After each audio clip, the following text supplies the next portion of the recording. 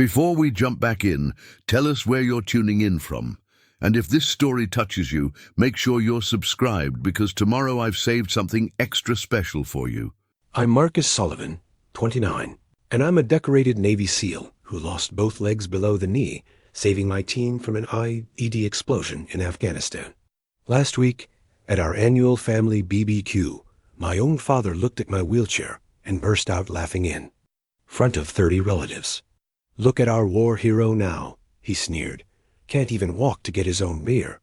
What he didn't know was that I just received the Congressional Medal of Honor and a 7-figure disability settlement that would change everything. The same man who called me a burden on the family was about to discover that his crippled son owned the mortgage on his house lot, and in 3 minutes, when my commanding officer arrived to present my medal, Dad's laughter would turn to something very different.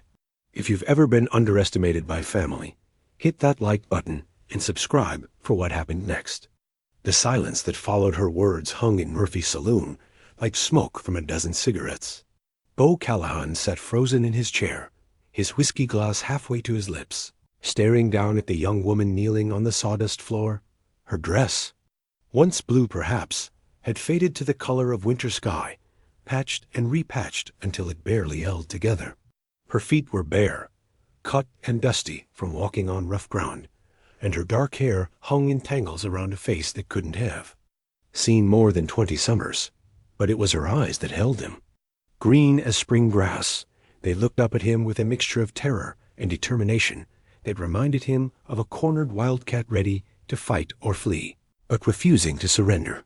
"Girl," he said finally, his voice rough from disuse, "you best get up off that floor." She didn't move. "Not until you give me an answer, sir." The saloon had gone quiet, except for the tick of Murphy's old clock and the whisper of cards being shuffled at a corner table. Every eye in the place was on them, and Beau could feel the weight of their stares like a physical thing. He'd come to Murphy's for the same reason he'd come every evening for the past 3 years, to drink alone and be left alone. The last thing he wanted was to be the center of attention. "You don't even know me," he said. "I know enough." Her voice trembled slightly, but she kept her chin up. "I know you're a decent man. I know you own the biggest ranch in 3 counties. And I know ... double quotes." She swallowed hard. "I know you lost your wife." The mention of Sarah hit him like a punch to the gut. His hand moved unconsciously to his chest, where her wedding ring hung on a chain beneath his shirt, hidden from the world, but always present against his heart.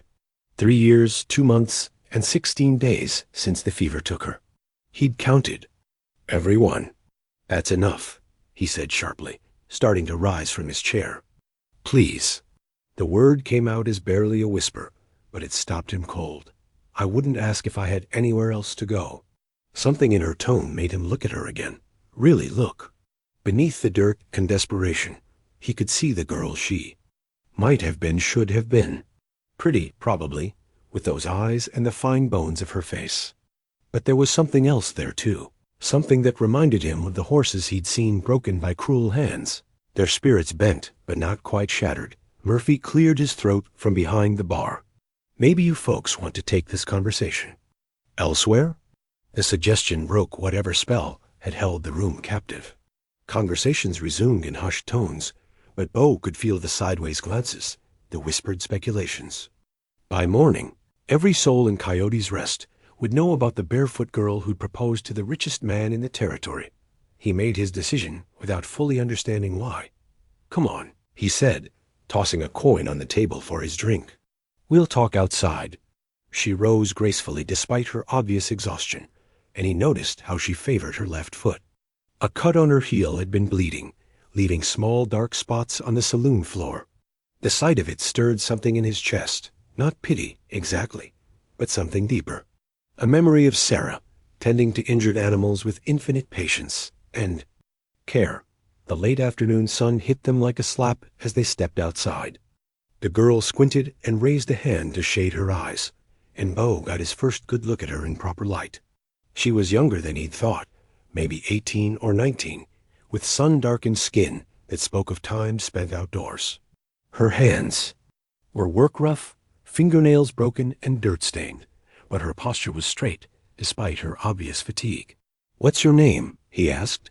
"Willa May Harper, sir. And why exactly do you think marrying me would solve whatever trouble you're in, Miss Harper?" She looked down at her hands, twisting them together nervously. "Because I heard you were a good man. Because ... She took a shaky breath. "Because good men protect what's theirs." The words hit him harder than they should have. He'd been called many things: successful, wealthy, stubborn as a mule, but it had been a long time since anyone had called him good. These days, he wasn't sure the word applied. "I'm not looking for a wife," he said, more gently than he'd intended. "I'm not looking for a husband," she replied, meeting his eyes again. "I'm looking for protection." There was a story there. He could see it in the way she held herself, in the careful way she chose her words. But before he could ask, the sound of approaching horses drew his attention. 3 riders were coming down the main street at a steady trot, and something about them made the hair on the back of his neck stand up. They rode too close together, too purposefully, like men with business to conduct. Willa May had gone rigid beside him, her face draining of what little color it had held. She took an involuntary step closer to him, and he could hear her breathing become shallow and quick. "You know them?" he asked quietly.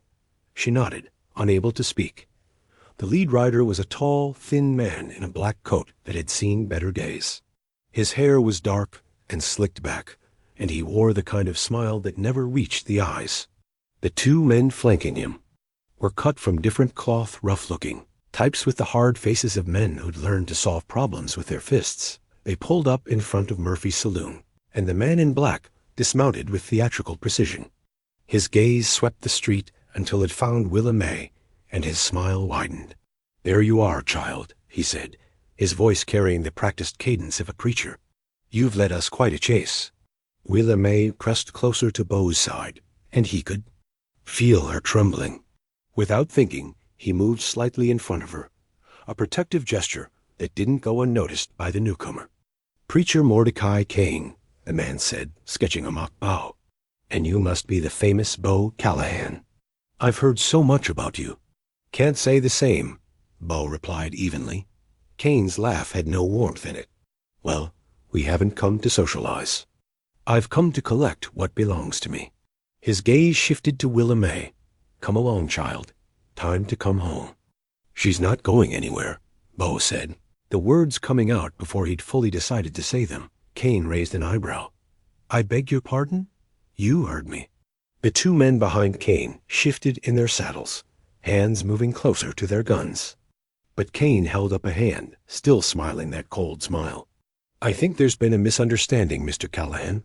This girl is legally bound to me. Her father owed me a considerable debt, and before his untimely death, he signed papers making her my ward until that debt is satisfied." "That's a lie," Willa May whispered, but Kane continued as if she hadn't spoken. "I have the documents, all legal and properly witnessed. She's to be my wife as soon as she comes of age properly, which, I believe, was just last week." Beau felt something cold settle in his stomach. He'd seen men like Kane before, smooth talkers who used law and scripture to justify cruelty. During the war, he'd known officers who'd hide behind regulations while sending good men to die for their own advancement. "Funny thing about debts," Beau said slowly. "They die with the debtor, unless there's collateral involved. And last I checked, a man can't put up his daughter as collateral." Kane's smile faltered slightly. "I assure you, everything is perfectly legal." "Then you won't mind showing those papers to Judge Morrison next time he's in town. There's no need to involve the law in what is, essentially, a family matter." "Family?" Beau's voice took on a dangerous edge. "You family to Miss Harper here?" "I am her legal guardian and betrothed." "Well, that's interesting," Beau said, feeling Willa May's small hand slip into his. Her fingers were ice cold. "Because, as of 5 minutes ago, she's my betrothed." The lie came so easily he almost believed it himself. But the way Willa May's grip tightened on his hand told him she understood the game he was playing. Kane's facade cracked for just a moment, revealing something ugly underneath. "You can't be serious. Asked her myself not 10 minutes ago. Had witnesses and everything. Beau nodded toward Murphy's Saloon, where several faces were pressed against the windows. Funny how word travels fast in a small town. This is preposterous. She's already promised to me. Can't be promised to 2 men at once, Beau said reasonably. Wouldn't be Christian. Kane's face was beginning to flush with anger. I'll have the law on you. Theft of property. Interference with a legal contract. Property? Beau's voice went quiet, deadly. Did you just call this young lady property? The temperature on the street seemed to drop 10 degrees. Even Kane's. Men looked uncomfortable now, sensing they'd stumbled into something bigger than they'd bargained for. In a territory where a man's word was his bond and a woman's honor was sacred, calling a female property was fighting talk, Kane realized. His mistake immediately. I misspoke. What I meant. I know what you meant. Beau's hand moved to rest on the grip of his Colt. And I think you've said enough for one day. For a long moment, the street was silent, except for the sound of wind stirring dust and the distant lowing of cattle. Kane's eyes flicked from Beau to Willamette and back again, calculating odds. Whatever he saw in Beau's face convinced him that discretion was the better part of valor. This isn't over, he said finally, swinging back into his saddle. I have legal documents, and I intend to use them. You do that, Beau replied, and I'll be sure to mention to Sheriff Bradley how you described Miss Harper as your property.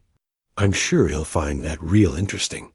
Kane wheeled his horse around and spurred it into a gallop, his men following close behind. They disappeared in a cloud of dust, but their threat hung in the air like the smell of sulfur after lightning. Beau stood watching until they were out of sight, then turned to look down at Willamette. She was staring up at him with an expression he couldn't quite read, gratitude mixed with something that might have been hope. Why? She asked, simply.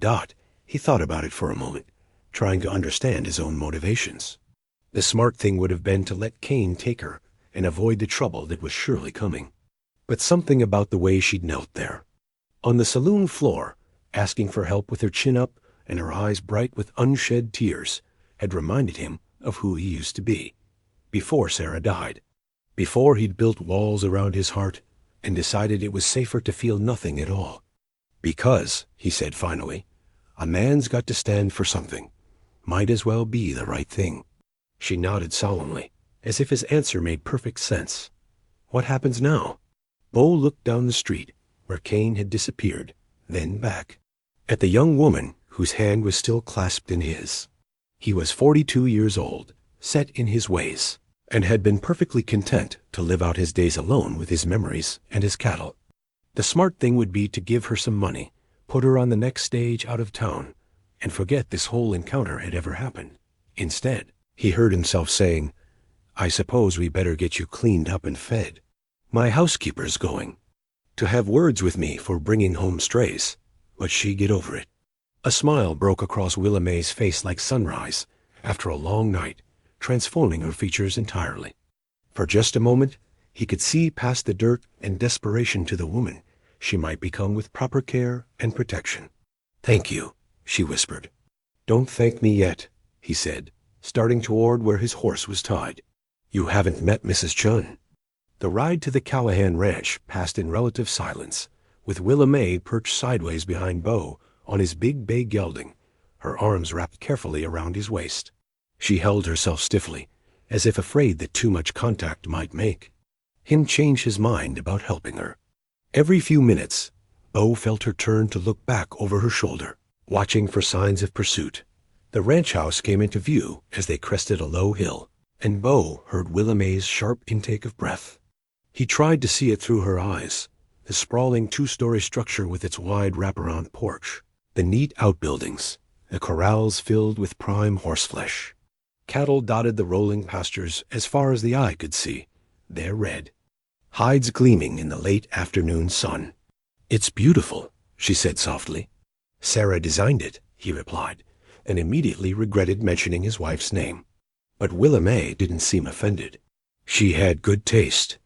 They dismounted at the front porch, and Beau was helping Willamette down when the front door opened with enough force to rattle the windows. Mrs. Chun emerged like a small tornado, her black hair pulled back in its customary severe bun, her dark eyes flashing with disapproval. "Mr. Beau," she said in her precisely accented English, "what is this?" Mei Lin Chun had been Sarah's idea, a Chinese woman whose husband had died building the railroad, leaving her with excellent domestic skills and nowhere to go. She'd been with the Callahans for 5 years now, and while she was undoubtedly the best housekeeper in 3 territories, she ruled the house with an iron fist and wasn't shy about expressing her opinions. "Mrs. Chun, this is Miss Willa May Harper. She be staying with us for a while." Mrs. Chun's gaze swept over Willa May from head to toe, taking in the torn dress, the dirty feet, and the general air of desperation. Her expression didn't change, but Beau caught the slight softening around her eyes that meant she was seeing what he had seen, a young woman in genuine need. "She looks half-starved," Mrs. Chun announced. "And when did she last have a proper bath?" I don't remember," Willa May admitted, her cheeks flushing with embarrassment. Mrs. Chun's stern expression cracked slightly. "Well, we cannot have that. Come, child. Food first, then bath, then we find you something decent to wear." As Mrs. Chun ushered Willa May into the house, Beau caught sight of Jake Morrison approaching from the direction of the barn. Jake had been foreman of the Callahan Ranch for 8 years, a steady man in his 50s who'd lost his left arm in a mining accident, but could still outwork men half his age. He was also one of the few people who felt comfortable speaking his mind to Beau. "Interesting afternoon?" Jake asked mildly, nodding toward the house. "You could say that. Word's already come from town. Billy Hutchins rode out to tell me about the excitement at Murphy's." Jake studied Beau's face carefully. "This girl in some kind of trouble?" "The worst kind. Man named Kane claims he owns her." Jake spat into the dust. "Nobody owns nobody. Not anymore. Tell that to Kane. He's got papers that say otherwise. Papers can be forged." "That's what I figure. Question is, what do we do about it?" Jake was quiet for a moment, considering. "She seems like a decent girl?" "Far as I can tell. And you told this Kane she was your betrothed?" "Seemed like the thing to say at the time. Might have bought her. Sometime, but it won't hold forever. Man like that, he'll be back with more men and better lawyers." Beau nodded grimly. He'd been thinking the same thing during the ride home. Kane had the look of a man who didn't give up easily, and his claim of legal documents suggested he'd done this sort of thing before. "We'll deal with that when it comes," Beau said. "For now, she needs a safe place to rest and figure out her next move." Jake nodded approvingly. Mrs. Sarah would have done the same thing. The mention of his wife sent the familiar pang through Beau's chest, but this time it was accompanied by something else, a sense that maybe, for the first time in 3 years, he was doing something she would have approved of. Inside the house, Mrs. Chun had installed Willa May at the kitchen table with a bowl of beef stew and thick slices of fresh bread. The girl was eating with the careful control of someone who'd gone hungry often enough to know not to waste food, but Beau could see the effort it took not to wolf it down. "Slow down, child," Mrs. Chun said gently. "Food will still be there in a minute." Willa May looked up, embarrassed. "I'm sorry. I haven't eaten since yesterday morning." "Yesterday?" Beau frowned. "How long were you walking?" 2 days. Maybe 3. Hard to keep track." She took another careful spoonful of stew. "I had to circle around to avoid the main roads. Kane's men were watching them." "Where did you come from?" Willa May hesitated, glancing between Beau and Mrs. Chun. "Kane's got a compound about 30 miles south of here. Calls it New Eden. Says it's a religious community, but—" She shook her head. "It's not what anyone would call godly." "How many people live there?" "Maybe 40, 50 families. Most of them don't want to be there, but Kane's got them trapped same as he had me. Debts, mostly, though some of the women are there because their menfolk died owing him money." Beau felt his jaw tighten. "And the law allows this?" "Kane's careful. Keeps everything looking legal on paper. And he's got friends in high places, judges, federal marshals. Money talks loud in territorial courts. What about your family? Any other relatives who might help?"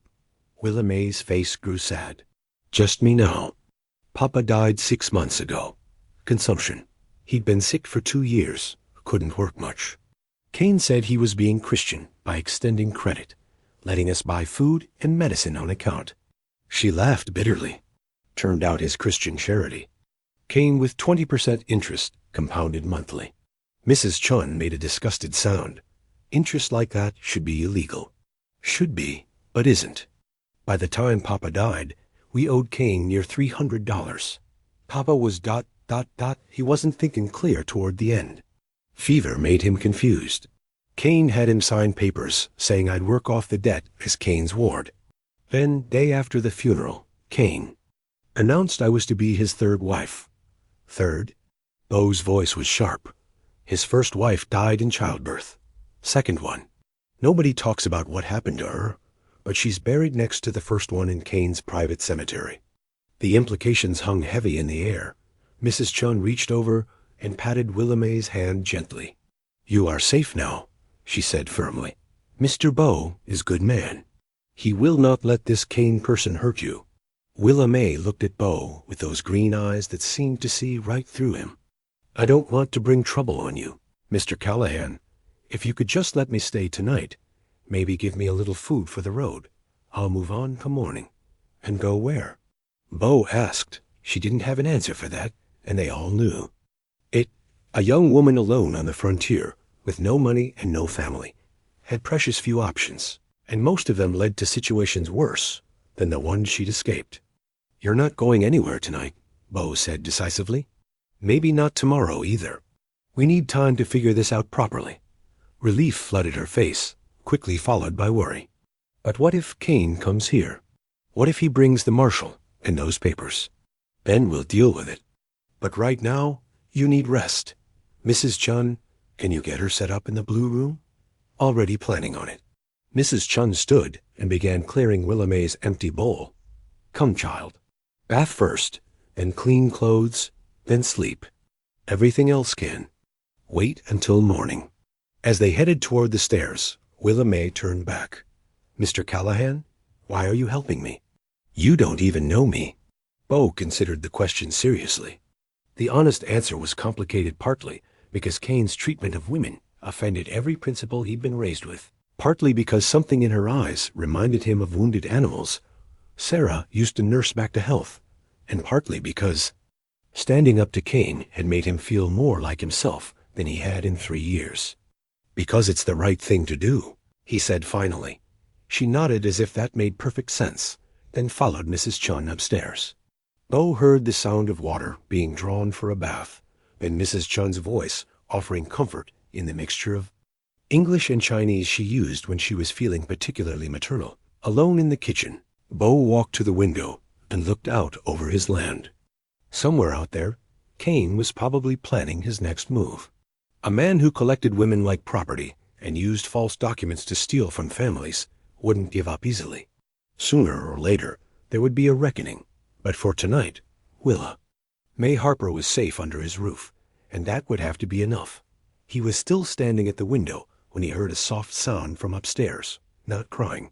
Exactly, but the kind of broken sobs that came from someone who'd been holding back. Tears for too long.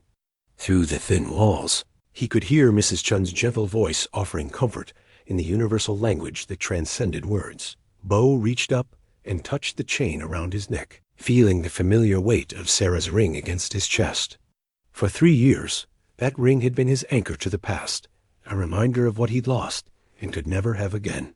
But tonight, for the first time, it felt less like a chain and more like a blessing, a reminder of what it meant to love someone. Enough to protect them, to stand between them and the world's cruelties. Tomorrow would bring new challenges. Kane would be back, probably with reinforcements and legal documents that might or might not be genuine. But tonight, a young woman who'd been running for 3 days was finally safe, clean, and fed. It was a start. Beau woke before dawn, as was his habit, but instead of the familiar weight of solitude that usually greeted his mornings, he found himself listening for sounds from the blue room down the hall. The house was quiet, except for Mrs. Chun moving about in the kitchen below, preparing breakfast with their usual efficiency. He dressed quickly and made his way downstairs, where he found Mrs. Chun already setting 3 places at the table. She gave him a look that managed to be both approving and warning at the same time. The girl slept badly, she reported quietly. Much crying in the night and talking in her sleep. Bad dreams. About Cain? About many things, I think. She is carrying heavy burdens for one so young. Beau nodded, accepting the cup of coffee she handed him. Through the kitchen window, he could see Jake already moving among the cattle in the near pasture, checking on a cow that had been showing signs of difficulty with her pregnancy. The normal rhythm of ranch life continued, but everything felt different somehow. "What are you thinking, Mr. Beau?" Mrs. Chun asked, settling into her chair with her own cup of tea. It was a question she'd never asked during his 3 years of mourning, when his thoughts had been dark and turned inward. The fact that she asked it now suggested she'd noticed the change in him, small as it was. "I'm thinking," he said slowly, "that I may have bitten off more than I can chew, perhaps. But perhaps it is time you had something worth chewing on." Before he could respond to that bit of wisdom, they heard footsteps on the stairs. Willa May appeared in the kitchen doorway, transformed by Mrs. Chun's ministrations. Her hair, clean and properly brushed, fell in dark waves to her shoulders. She wore one of Sarah's old dresses, a simple brown calico that Mrs. Chun had altered to fit her smaller frame. The improvement was remarkable, but it was the way she carried herself that struck Beau most. The desperate edge was gone, replaced by something quieter but more resilient. "Good morning," she said softly, hovering uncertainly in the doorway. "Come, sit," Mrs. Chun commanded, already reaching for the coffee pot. "You need proper breakfast. Yesterday's stew was a good start, but you have much catching up to do." Willa May took the chair across from Beau, her movements careful and precise. "I want to thank you both, for the clothes, for the room, for—" she gestured helplessly, "for treating me like a person instead of a problem." "You are a person," Mrs. Chun said firmly, setting a plate of eggs and bacon before her. "Anyone who treats you otherwise is fool." As Willa May ate, Beau found himself studying her more carefully than he had the night before. In better light and proper clothes, he could see that she was indeed pretty, but it was an understated prettiness, the kind that grew on a man rather than hitting him like a slap. Her hands, though work-roughened, moved with natural grace, and there was an intelligence in her eyes that suggested she'd been educated beyond what her circumstances might indicate.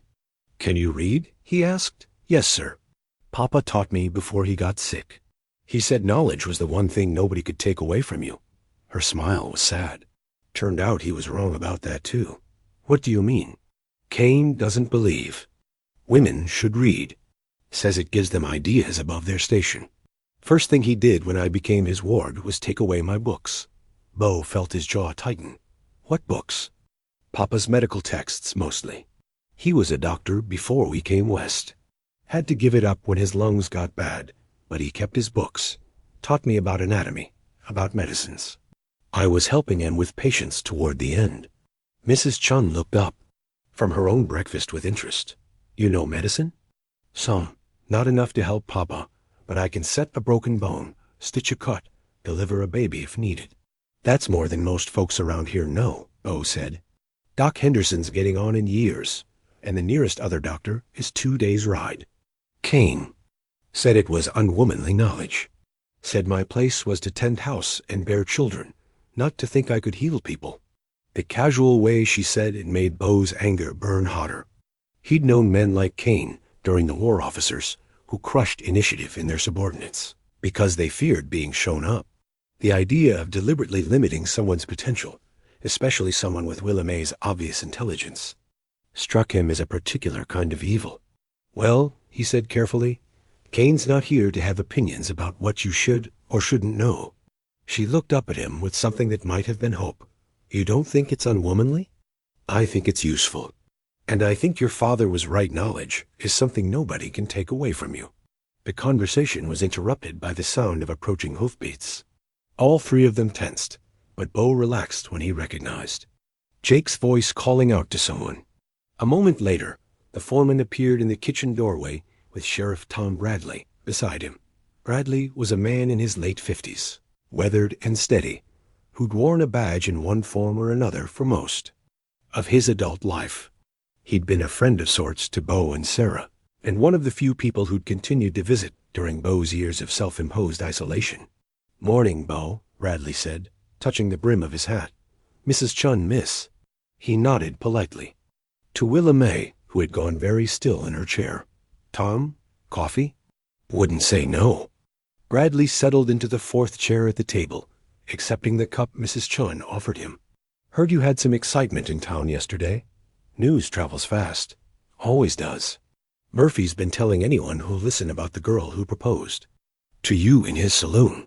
Course, he's been embellishing the story each time he tells it. Latest version has her arriving on a white horse in a wedding dress." Despite her nervousness, Willa May smiled slightly at that. Bradley noticed and smiled back. "I'm guessing the truth is somewhat different. Mind telling me what really happened?" Beau glanced at Willa May, who nodded almost imperceptibly. In careful, measured terms, he related the events of the previous afternoon, leaving out some of the more inflammatory details, but including Kane's claim to legal ownership of Willa May. Bradley listened without interruption, his expression growing increasingly grim.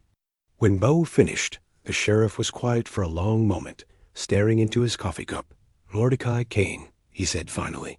"Yeah, I know about him.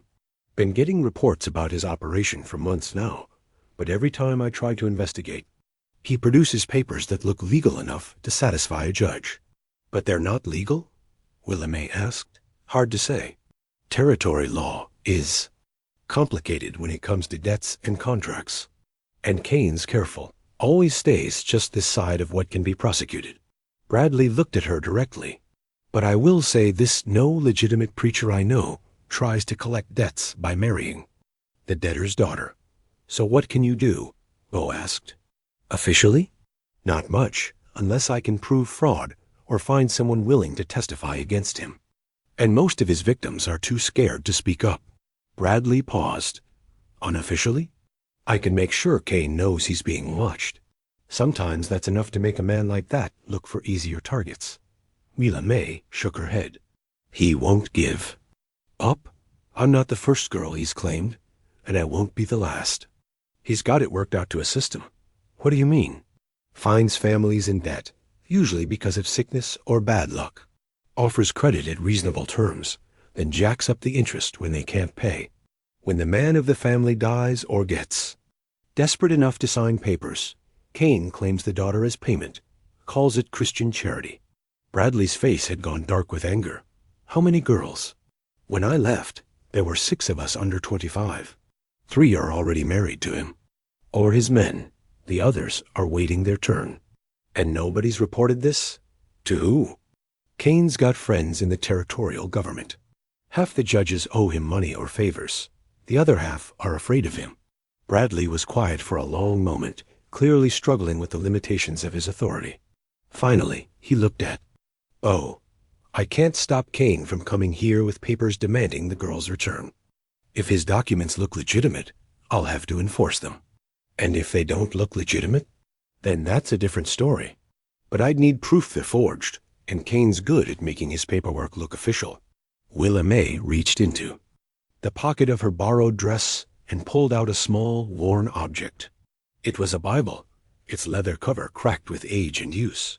"This was Papa's," she said quietly. "Kane tried to take it, but I hid it when I ran." She opened it to a page near the back where family records were typically kept. "Papa wrote everything down: births, deaths, marriages, and debts." She showed them a page covered in her father's careful handwriting. Among the entries was a detailed record of money borrowed from Kane, with dates, amounts, and interest rates clearly noted. "According to Papa's records, we paid Kane back everything we owed him plus interest 2 months before Papa died. Kane claimed the payments were just interest, but Papa wrote down every penny." Bradley leaned forward, studying the entries. "This could be helpful, but it's not enough by itself. Kane could claim your father was confused, made mistakes. There's more." Willa May turned to another page. "The paper Kane made Papa sign, giving him guardianship over me? Papa wrote down exactly what it said. But Kane's been showing people a different version, one that says Papa owed much more money. She pointed to a carefully copied paragraph in her father's handwriting. It was a simple agreement for Kane to provide food and shelter for Willa May until she could find work in exchange for her father's remaining medical supplies.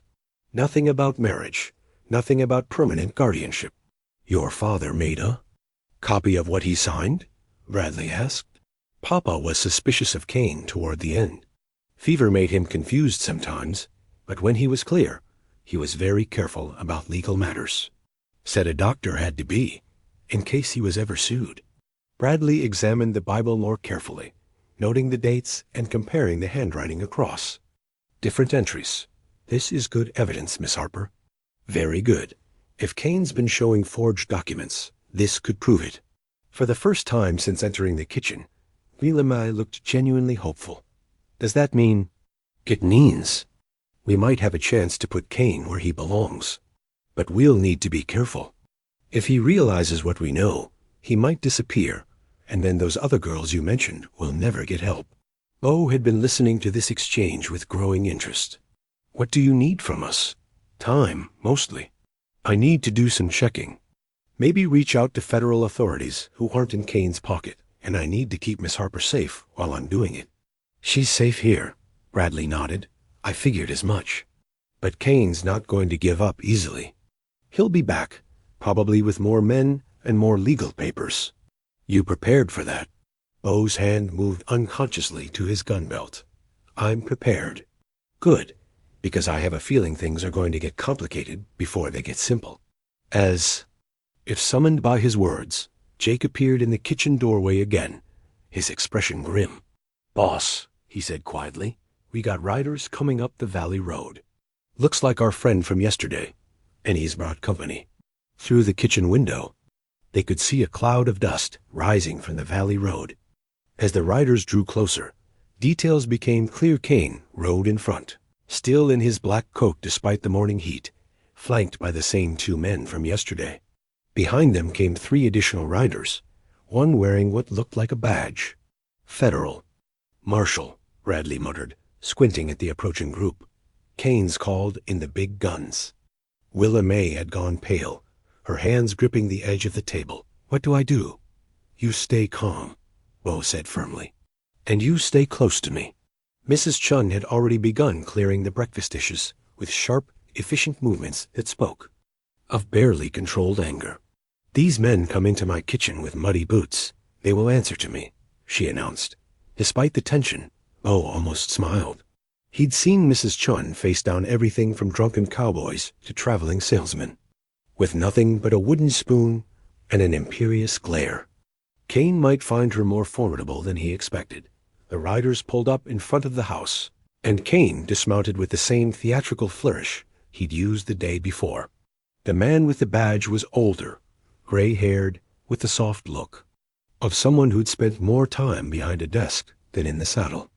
The other newcomers were cut from rougher cloth-hired guns, by the look of them.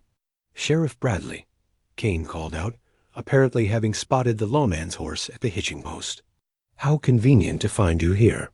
Bradley stood slowly, his hand resting casually on his gun belt. Kane, Marshal Hendricks. He nodded to the federal officer. What brings you boys out this way so early? Marshal Hendricks dismounted with obvious discomfort, brushing dust from his coat. Official business, Sheriff. We're here to enforce a federal warrant for the return of stolen property. Property? Beau's voice carried from the kitchen doorway. Where he'd appeared, Willa May slightly behind him. Indeed? Kane's smile was as cold as winter wind. Miss Harper is legally bound to me by contract, and her presence here constitutes theft under territorial law. Hendricks pulled a folded document from his coat pocket. I have here a properly executed warrant for the return of one Willa May Harper to the custody of her legal guardian, Mordecai Kane. Let me see that, Bradley said, stepping forward. The marshal handed over the document with obvious reluctance. Bradley unfolded it carefully, reading through the legal language with the deliberate pace of a man who'd learned not to be rushed by authority. This warrant is based on an affidavit from Kane, claiming Miss Harper is his ward, Bradley said finally. But I don't see any supporting documentation. I have that right here, Kane said smoothly, producing another set of papers. Guardianship agreement signed by her father, Jacob Harper, along with documentation of the debt that necessitated the arrangement. Bradley examined the new documents while Beau watched Kane's men. The hired guns were positioned to cover multiple angles of approach, their hands hovering near their weapons. These weren't the kind of men who'd hesitate to use violence if the situation called for it. Interesting, Bradley said after a long moment. Miss Harper, could you come out here, please? William stepped forward, her chin raised despite her obvious fear. In her hand, she carried her father's Bible. Miss Harper, Bradley continued, Mr. Kane here claims your father signed papers, making Kane your guardian in exchange for debt forgiveness. You have any knowledge of such an agreement? My father did sign papers with Mr. Kane, William said clearly. But not the papers Mr. Kane is showing you. Kane's smile faltered slightly. The girl is confused, Sheriff. Grief over her father's death has affected her memory. Has it now? Bradley looked at the Bible in William's hands. What's that you're carrying, miss? My father's Bible. He kept records in it of all his business dealings. She opened it to the page with her father's careful notations, including his agreement with Mr. Kane. Marshal Hendricks stepped forward, his bureaucratic authority clearly ruffled. This is highly irregular. The warrant is properly executed based on sworn testimony from a man who may have committed fraud. Bradley interrupted. Miss Harper, would you mind if I compared your father's written record with Mr. Kane's documents? Kane's face had begun to flush with anger. This is preposterous. You're taking the word of a confused young woman over properly witnessed legal documents. I'm doing my job, Bradley replied evenly, which includes investigating possible fraud. As Bradley compared the documents, Beau noticed one of Kane's hired guns shifting position, moving to get a better angle on the group gathered near the fall porch. Without seeming to, Beau adjusted his own stance, his hand drifting closer to his Colt. There are significant discrepancies here, Bradley announced after several minutes of careful comparison. The agreement described in Jacob Harper's Bible bears little resemblance to the guardianship papers Mr. Kane is presenting. Kane's composure cracked further. Harper was dying, delirious with fever. His memory was unreliable. Maybe so, Bradley agreed. But his handwriting was steady enough. And the dates on his entries show he was keeping detailed records right up until a few days before his death. Marshal Hendricks was beginning to look uncomfortable. Sheriff, regardless of these ... irregularities, I have a federal warrant that requires enforcement. A warrant based on what may be fraudulent testimony, Bradley pointed out, which means I have cause to detain Mr. Kane pending further investigation. The words hung in the air like the moment before lightning strikes. Kane's men tensed, hands moving toward their guns. Marshal Hendricks looked as if he'd rather be anywhere else, and in the sudden silence, Beau heard Mrs. Chun's quiet footsteps behind him. Mr. Beau, she said calmly, perhaps our guests would like coffee while they discuss their business.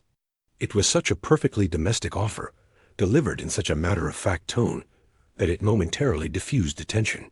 Kane blinked, clearly thrown off balance by the unexpected hospitality. That's very kind, Mrs. Chun, Beau said, but I think our guests may be in a hurry to resolve their business. Indeed we are, Kane said, recovering his composure. Marshal, I insist you enforce that warrant immediately. Hendricks looked increasingly unhappy with his position. Sheriff Bradley, surely we can resolve this matter without what? A new voice interrupted. Without following the law?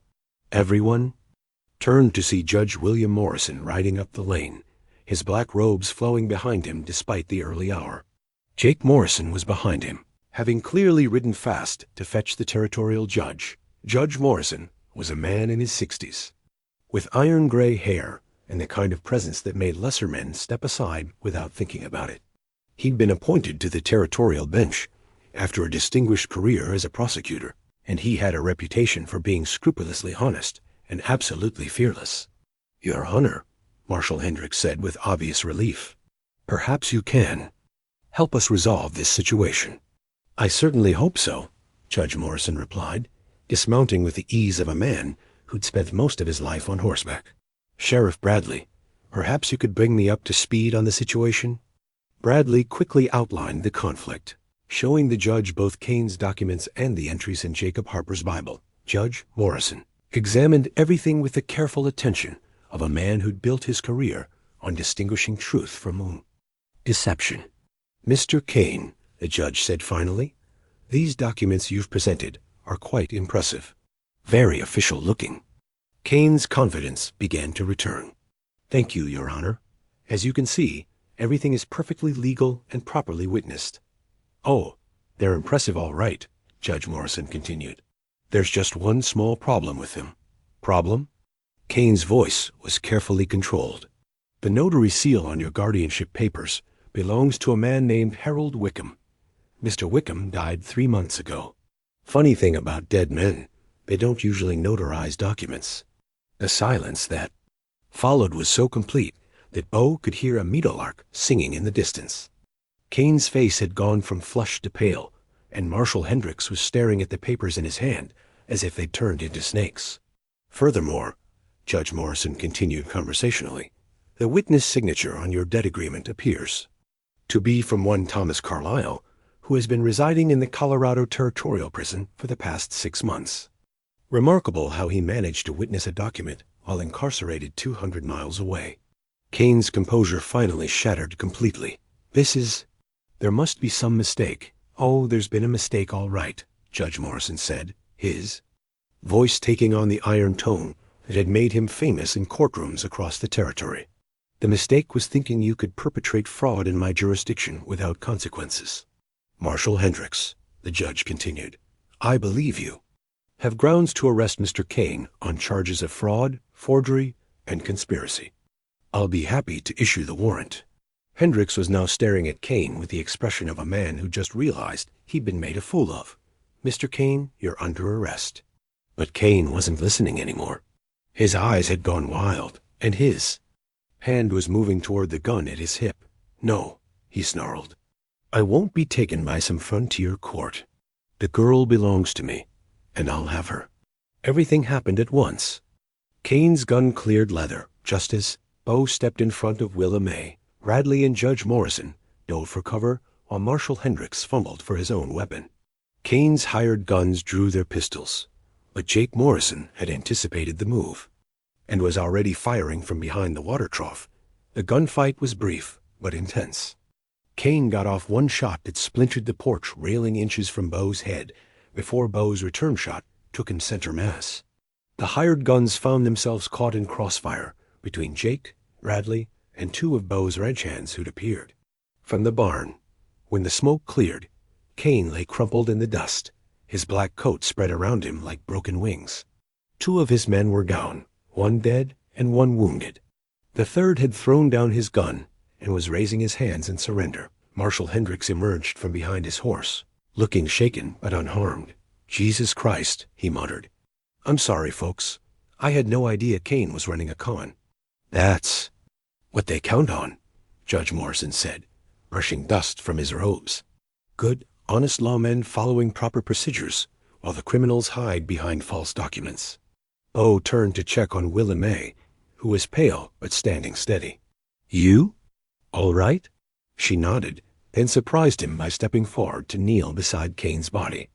For a moment, Beau thought she might be grieving for her tormentor, but instead she reached into Kane's coat and pulled out a thick folder of papers. The other girls, she said simply. Their contracts and debt papers. Kane kept them all together. Judge. Morrison took the folder from her hands, leafing through document after document. This is quite a collection. Looks like Mr. Kane's been busy for several years. What happens to the others? Willa May asked. The girls still at New Eden? Justice happens, Judge Morrison said firmly. I'll be sending a federal marshal, a real one, to investigate Kane's compound and free anyone being held against their will. These forged documents will be evidence of a criminal conspiracy. As the immediate crisis passed, Beau found himself studying Willa May's face. A desperate fear that had marked her features since yesterday was gone, replaced by something calmer but deeper. Relief, certainly, but also a kind of quiet strength that suggested she was beginning to remember who she'd been before Cain had tried to break her. "So," Judge Morrison said, approaching Beau with a slight smile, "I understand there was some talk yesterday about an engagement?" Beau felt heat rise in his cheeks. That was ... the situation required ... Oh, I'm not criticizing. Quick thinking, under the circumstances. I'm just wondering if the situation still requires it. Beau looked at Willa May, who was watching him with those green eyes that seemed to see everything. The honest answer was that she was free now. Free to go wherever she chose and build whatever life she wanted. The practical answer was that she had nowhere to go and no money to get there. But as he looked at her, standing there in Sarah's old dress, with her father's Bible clutched in her hands, Beau realized there was a third answer, one that had nothing to do with requirements or practicalities, and everything to do with the way she'd smiled at him over breakfast, the way she'd stood brave and straight, while Cain threatened her, the way she'd thought to grab evidence that could help the other victims even in the aftermath of violence. "Miss Harper," he said formally, "I believe yesterday I offered you my protection. That offer stands for as long as you need it. And if I don't need protection anymore?" she asked quietly. Beau took a breath, feeling as if he were stepping off a cliff into unknown territory. "Then I suppose I'd have to find other reasons to ask you to stay." The smile that spread across her face was like sunrise after the longest night, bright enough to chase away shadows that had lingered in his heart for 3 long years. "I think," she said, "I'd like to hear about those other reasons." Judge Morrison chuckled. "Well, I do believe that's the most romantic thing I've heard in a courtroom. Or in this case, a front yard." "It's not a proposal," Beau said quickly, though he was smiling now too. "Not yet," Judge Morrison agreed, "but I suspect it will be. And when it is, I'll be honored to perform the ceremony." As the sun climbed higher over the Callahan ranch, bringing the promise of a new day, Beau found himself looking toward the future for the first time in years. There would be challenges ahead, helping Willa May heal from her ordeal, learning to love again after loss, building something new while honoring what had come before. But for now, it was enough to stand in the morning light with a brave young woman who'd reminded him that some things were worth fighting for, and that even broken hearts could learn to beat again. 2 weeks passed in what Mrs. Chun declared was blessed peace. Cain's body had been buried in the town cemetery with minimal ceremony. His surviving men had been transported to the territorial prison to await trial, and Marshal Hendricks had returned to his office with a written apology to Judge Morrison and a promise to be more careful about the warrants he enforced. The compound called New Eden had been raided by federal authorities, resulting in the liberation of 17 women and children who'd been held in various forms of debt servitude. Most had family to return to. Those who didn't were being helped by territorial social services to find honest work and new homes. For Beau, the days had taken on a rhythm he hadn't experienced since Sarah's death. Not the old routine exactly, but something new and unexpected. Willa May had settled into ranch life with surprising ease, her natural intelligence and willingness to work making her a valued addition to the household. She'd proven herself useful in ways Beau hadn't anticipated. When one of his prize mares had gone into difficult labor, Willa May had assisted with a skill that impressed even the veterinarian from town. When Jake Morrison had taken a bad fall from his horse and dislocated his shoulder, she'd set it with steady hands and gentle competence. Girls got healing in her fingers, Doc Henderson had declared after examining Jake. Haven't seen natural talent like that in years. But it was the quieter moments that affected Beau most deeply. The way she hummed while helping Mrs. Chun with kitchen work. The way she'd taken to reading aloud in the evenings, choosing books from the extensive library Sarah had accumulated. The way she'd laugh at Jake's stories about the early days of the ranch, encouraging the foreman to share memories that Beau had almost forgotten. This morning found Beau in the study that had once been Sarah's domain, updating the ranch ledgers while Willa May sat nearby, carefully mending one of his shirts. The domestic scene felt both foreign and familiar, like stepping into a room he'd avoided for years and finding it exactly as he'd left it. "Beau," Willa May said quietly, not looking up from her needlework, Can I ask you something? Of course. What? Was she like your wife? The question caught him off guard, not because it was unexpected. He'd been waiting for her to ask, but because for the first time in 3 years, thinking about Sarah didn't feel like touching an open wound. She was. He paused, searching for words that would do justice to his memories. She was the kind of person who made everyone around her better just by being there. Generous without being foolish, strong without being hard. She could doctor a sick calf, negotiate with cattle buyers, and host a dinner party for 20. All in the same day. Willa May's needle paused in its work. You must miss her terribly. I do, but lately. He set down his pen and looked at her directly. Lately, I've been thinking less about missing her, and more about being grateful I had her. At all. That's a good way to think about it. Is it?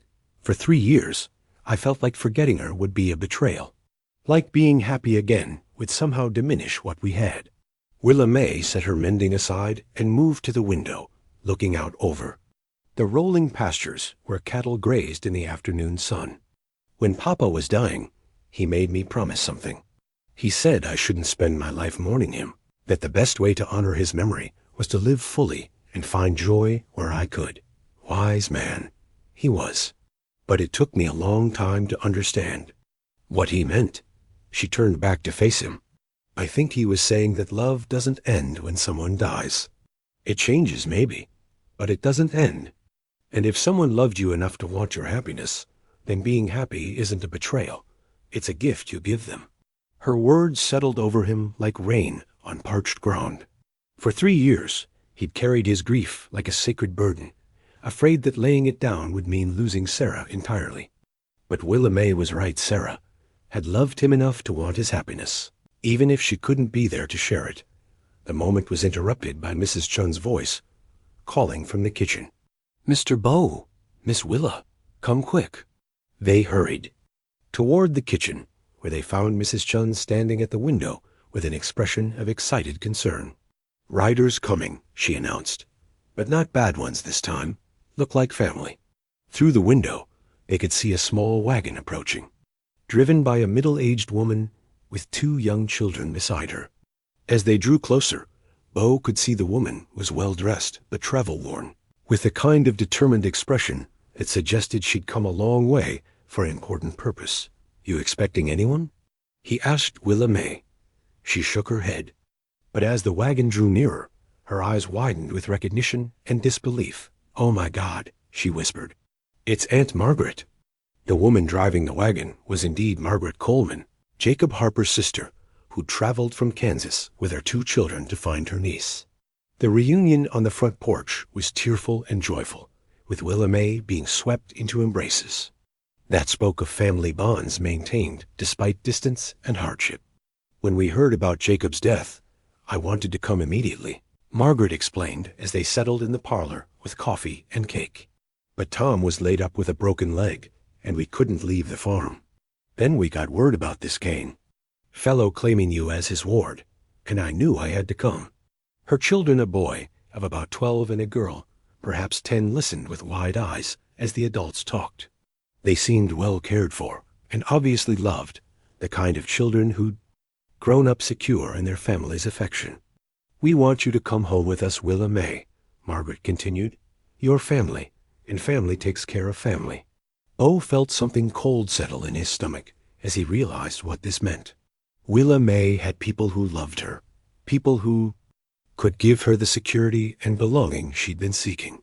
She had a choice now, a real choice, between the uncertain future she might build here and the established life waiting for her in Kansas.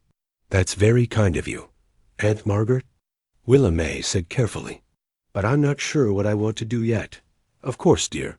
It's a big decision. But you should know that Tom and I have been talking, and we'd like you to consider making your home with us permanently. Tom's been wanting to retire from active farming, and with your medical knowledge, you could set up practice in town. There's a real need for someone with your skills. It was a generous offer, Beau had to admit. More than generous, it was the kind of opportunity most young women in Willa May's position could only dream of. Security, family, a chance to use her education and skills in service to a community that would value her contributions. "Could I have some time to think about it?" Willamay asked. "All the time you need, dear. We'll be staying in town for a few days, giving you a chance to visit and get reacquainted with the children." After Margaret and her family had left for town, the ranch house felt strangely quiet. Willamay had excused herself to walk in the garden, saying she needed time to think. Beau found himself pacing the parlor like a caged animal, wrestling with emotions he wasn't sure he had the right to feel. Mrs. Chun appeared in the doorway, with her hands on her hips and the expression she wore when she was about to deliver unsolicited advice. "You are being stupid," she announced without preamble. "I beg your pardon? Stupid?" "Like man who owns beautiful horse, but never rides her, because he is afraid she might run away." "That's not the same thing at all." "Is exactly the same thing. You care for her. She cares for you. Only question is whether you are brave enough to tell her." "It's not that simple, Mrs. Chun. She has family now, people who can give her things I can't. A real future, not just ... this. What is this? You have beautiful home, successful ranch, good life. What more does woman need? Love?" Beau said quietly. "She deserves to be loved, not just protected." Mrs. Chun's expression softened slightly. "And you think you cannot love her?" The question hung in the air between them. Beau realized that somewhere in the past 2 weeks, without his permission or full awareness, love had indeed crept in. Not the same love he'd felt for Sarah. That had been built over years of shared experience and gradually deepening intimacy. This was different, newer, born of admiration for Willamay's courage and intelligence, nurtured by her kindness and gentle humor. "I think," he said slowly, "I already do love her. But that doesn't mean I have the right to ask her to give up a secure future with family for an uncertain one with a grieving widower." "Did it occur to you," Mrs. Chun asked with exaggerated patience, "to let her make that choice for herself?" Before Beau could answer, they heard the sound of a horse approaching at speed. Through the window, they could see Jake Morrison riding hard from the direction of town, his face grim with urgency. "Boss," Jake called as he pulled up at the porch, "we got trouble in town." "Big trouble." Beau stepped outside, his hand automatically checking his gun. "What kind of trouble?" "Cain's brother showed up about an hour ago. Ezekiel Cain calls himself a circuit preacher like Mordecai did. He's got papers claiming Mordecai's debts and contracts passed to him when Mordecai died." "That's impossible." Judge Morrison declared those contracts fraudulent. "Yeah, well, Ezekiel's got new papers. Says he's representing the families that Cain defrauded, trying to make restitution. And he's asking real polite about Miss Willamay, saying he just wants to talk to her about settling her father's estate." Beau felt his jaw tighten. "How many men does he have with him? 6 or 7? All dressed like respectable businessmen, but they got the look of hired guns trying to pass for clerks."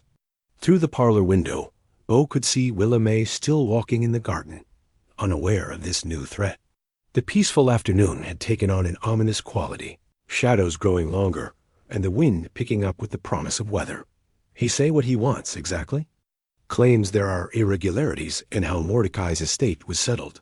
Says Miss Willamay might be entitled to compensation, but they need to review her father's original debt papers first." "And if she's not in town?" Jake's expression grew darker. "Then he'll be happy to ride out here and discuss the matter with her directly. Real accommodating fellow, from what I hear." Beau cursed under his breath. Just when Willamay had found safety and was beginning to heal, another threat had emerged. Different in style from Mordecai Cain's crude aggression, but potentially just as dangerous. "What do you want to do, boss?" Beau looked again at Willamay in the garden, and at Mrs. Chun's worried face in the doorway. He thought about Margaret, Coleman's generous offer, about the secure life waiting for Willamay in Kansas, about the promise he'd made to protect her. "Go into town," he said finally. "Tell this Ezekiel Cain that Miss Harper is under my protection, and that any business he has with her can be conducted through me and Judge Morrison. Make it clear that he's not welcome on my land. And if he doesn't take the hint?" Beau's hand moved to rest on his gun butt. "Then we'll have ourselves another conversation about the difference between legal business and criminal harassment. As Jake rode back toward town, Beau realized that the peaceful interlude was over. Whatever was building between him and Willa May would have to wait. Right now, she needed protection again, and that was something he knew how to provide. But as he watched her in the garden, her face turned toward the setting sun, he found himself hoping that when this new threat was resolved, she'd still be there to hear what he'd been too afraid to say. The evening meal passed in tense quiet, with Willa May asking pointed questions about Jake's hurried return from town, and Beau providing carefully edited answers. He'd decided not to tell her about Ezekiel Kane's arrival until he knew more about the man's intentions. There was no point in frightening her with threats that might prove to be nothing more than opportunistic bluster. But Mrs. Chun had no such reservations about speaking her mind. "More trouble's coming," she announced as she cleared the dinner plates. "Can see it in Mr. Beau's face. Same look he had when first Kane showed up." Willa May set down her coffee cup with deliberate care. "What kind of troubles?" Beau shot Mrs. Chun a warning look, but she ignored him with the impunity of someone who'd been managing household crises since before he was born. "Bad man's brother came to town, asking questions about you." "Mrs. Chun," Beau began. "No," Willa May interrupted, her voice steady but firm. "I have a right to know if someone's threatening me. I won't be protected by ignorance." She was right, of course. Keeping her in the dark wouldn't make her safer, and she'd proven herself capable of facing hard truths with remarkable composure. "Jake brought word that Mordecai Kane's brother has arrived in town," Beau said. "He claims to be settling estate matters, but his approach suggests he might be planning to continue his brother's business." Willa May's face went pale, but her voice remained steady. "How many men does he have? 6 or 7? And before you ask, yes, they're armed, and no, I don't trust their claim to be conducting legitimate business." She nodded slowly, processing. "The information. What does he want, exactly?" "To talk to you about your father's debt. Claims there might be compensation owed to you from his brother's estate. That's ridiculous. Papa didn't owe Mordecai anything, we prove that. Doesn't mean his brother won't try to make a new claim. Men like the Kanes don't give up easily." Willa May stood and walked to the window, looking out over the darkening landscape. In the distance, they could see lights beginning to twinkle. In the town, peaceful and ordinary. It was hard to believe the threat was gathering there like storm clouds. "I should leave," she said quietly. "Go with Aunt Margaret to Kansas. That way, there's no reason for Ezekiel Kane to bother you."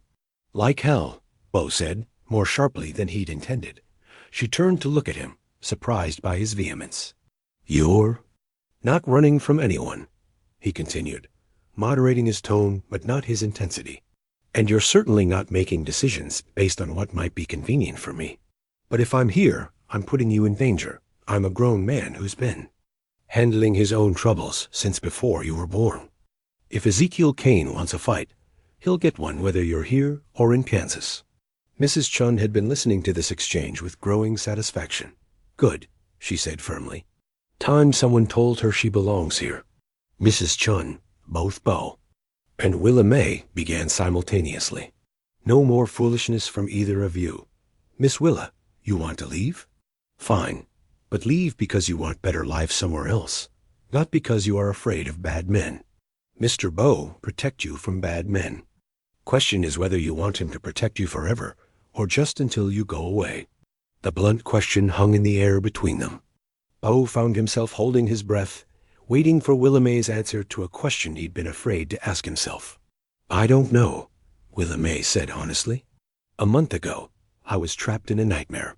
Now I have choices I never dreamed of. A chance for a real family with Aunt Margaret, or—" She looked directly at Beau. "Something else entirely." "What kind of something else?" Beau asked, his voice carefully neutral.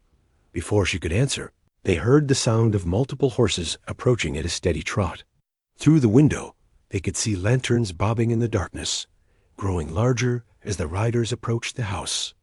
"Expecting anyone?" Beau asked, though he already knew the answer. Jake Morrison's voice called from the yard.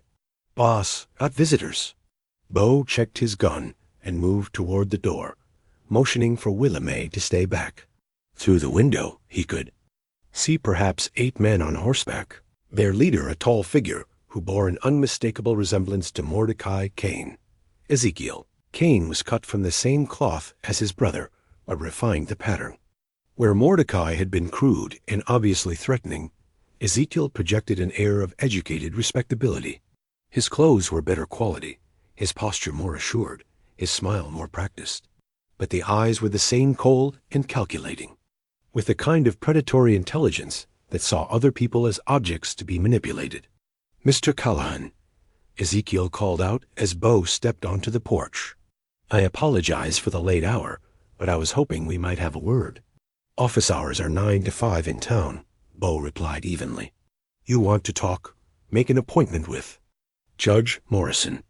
Ezekiel's laugh was warm and cultured, nothing like his brother's harsh bark. "I appreciate a man who doesn't waste time on pleasantries. But this is a matter that concerns Miss Harper's welfare, and I thought she might want to hear what I have to say." "Miss Harper's welfare is my concern. You got business with her. You conduct it through me." "Actually, Mr. Callahan, I'm not sure. You have legal standing to speak for Miss Harper. My understanding is that your ... engagement was something of a ruse designed to protect her from my late brother's fraudulent claims." The words were spoken politely, but they carried clear implications. Ezekiel had done his homework, gathering information about the circumstances of Willamay's arrival at the ranch. "My relationship with Miss Harper is my business," Beau said. "Of course, but surely you want what's best for her? And what's best might be to hear about the compensation she's entitled to from my brother's estate." Despite his every instinct telling him it was a mistake, Beau found himself curious. What kind of compensation? Substantial. "You see, my brother was a deeply flawed man who caused considerable harm through his fraudulent business practices. As his heir, I feel morally obligated to make restitution to his victims." Ezekiel reached into his coat and produced a thick envelope. "I have here a bank draft for $5,000, made out to Miss Willamay Harper. Consider it partial. Compensation for the suffering my brother caused her family." $5,000 was more money than most people saw in a lifetime. It would be enough to start a new life anywhere, enough to ensure independence and security beyond anything Willamay could hope for as a rancher's wife. "What's the catch?" Beau asked. "No catch. Simply restitution for past wrongs," although ... double quotes Ezekiel paused delicately. "The bank that issued the draft requires proper identification to prevent fraud. Miss Harper would need to come to town to verify her identity and sign the necessary papers." There it was, the trap disguised as generosity.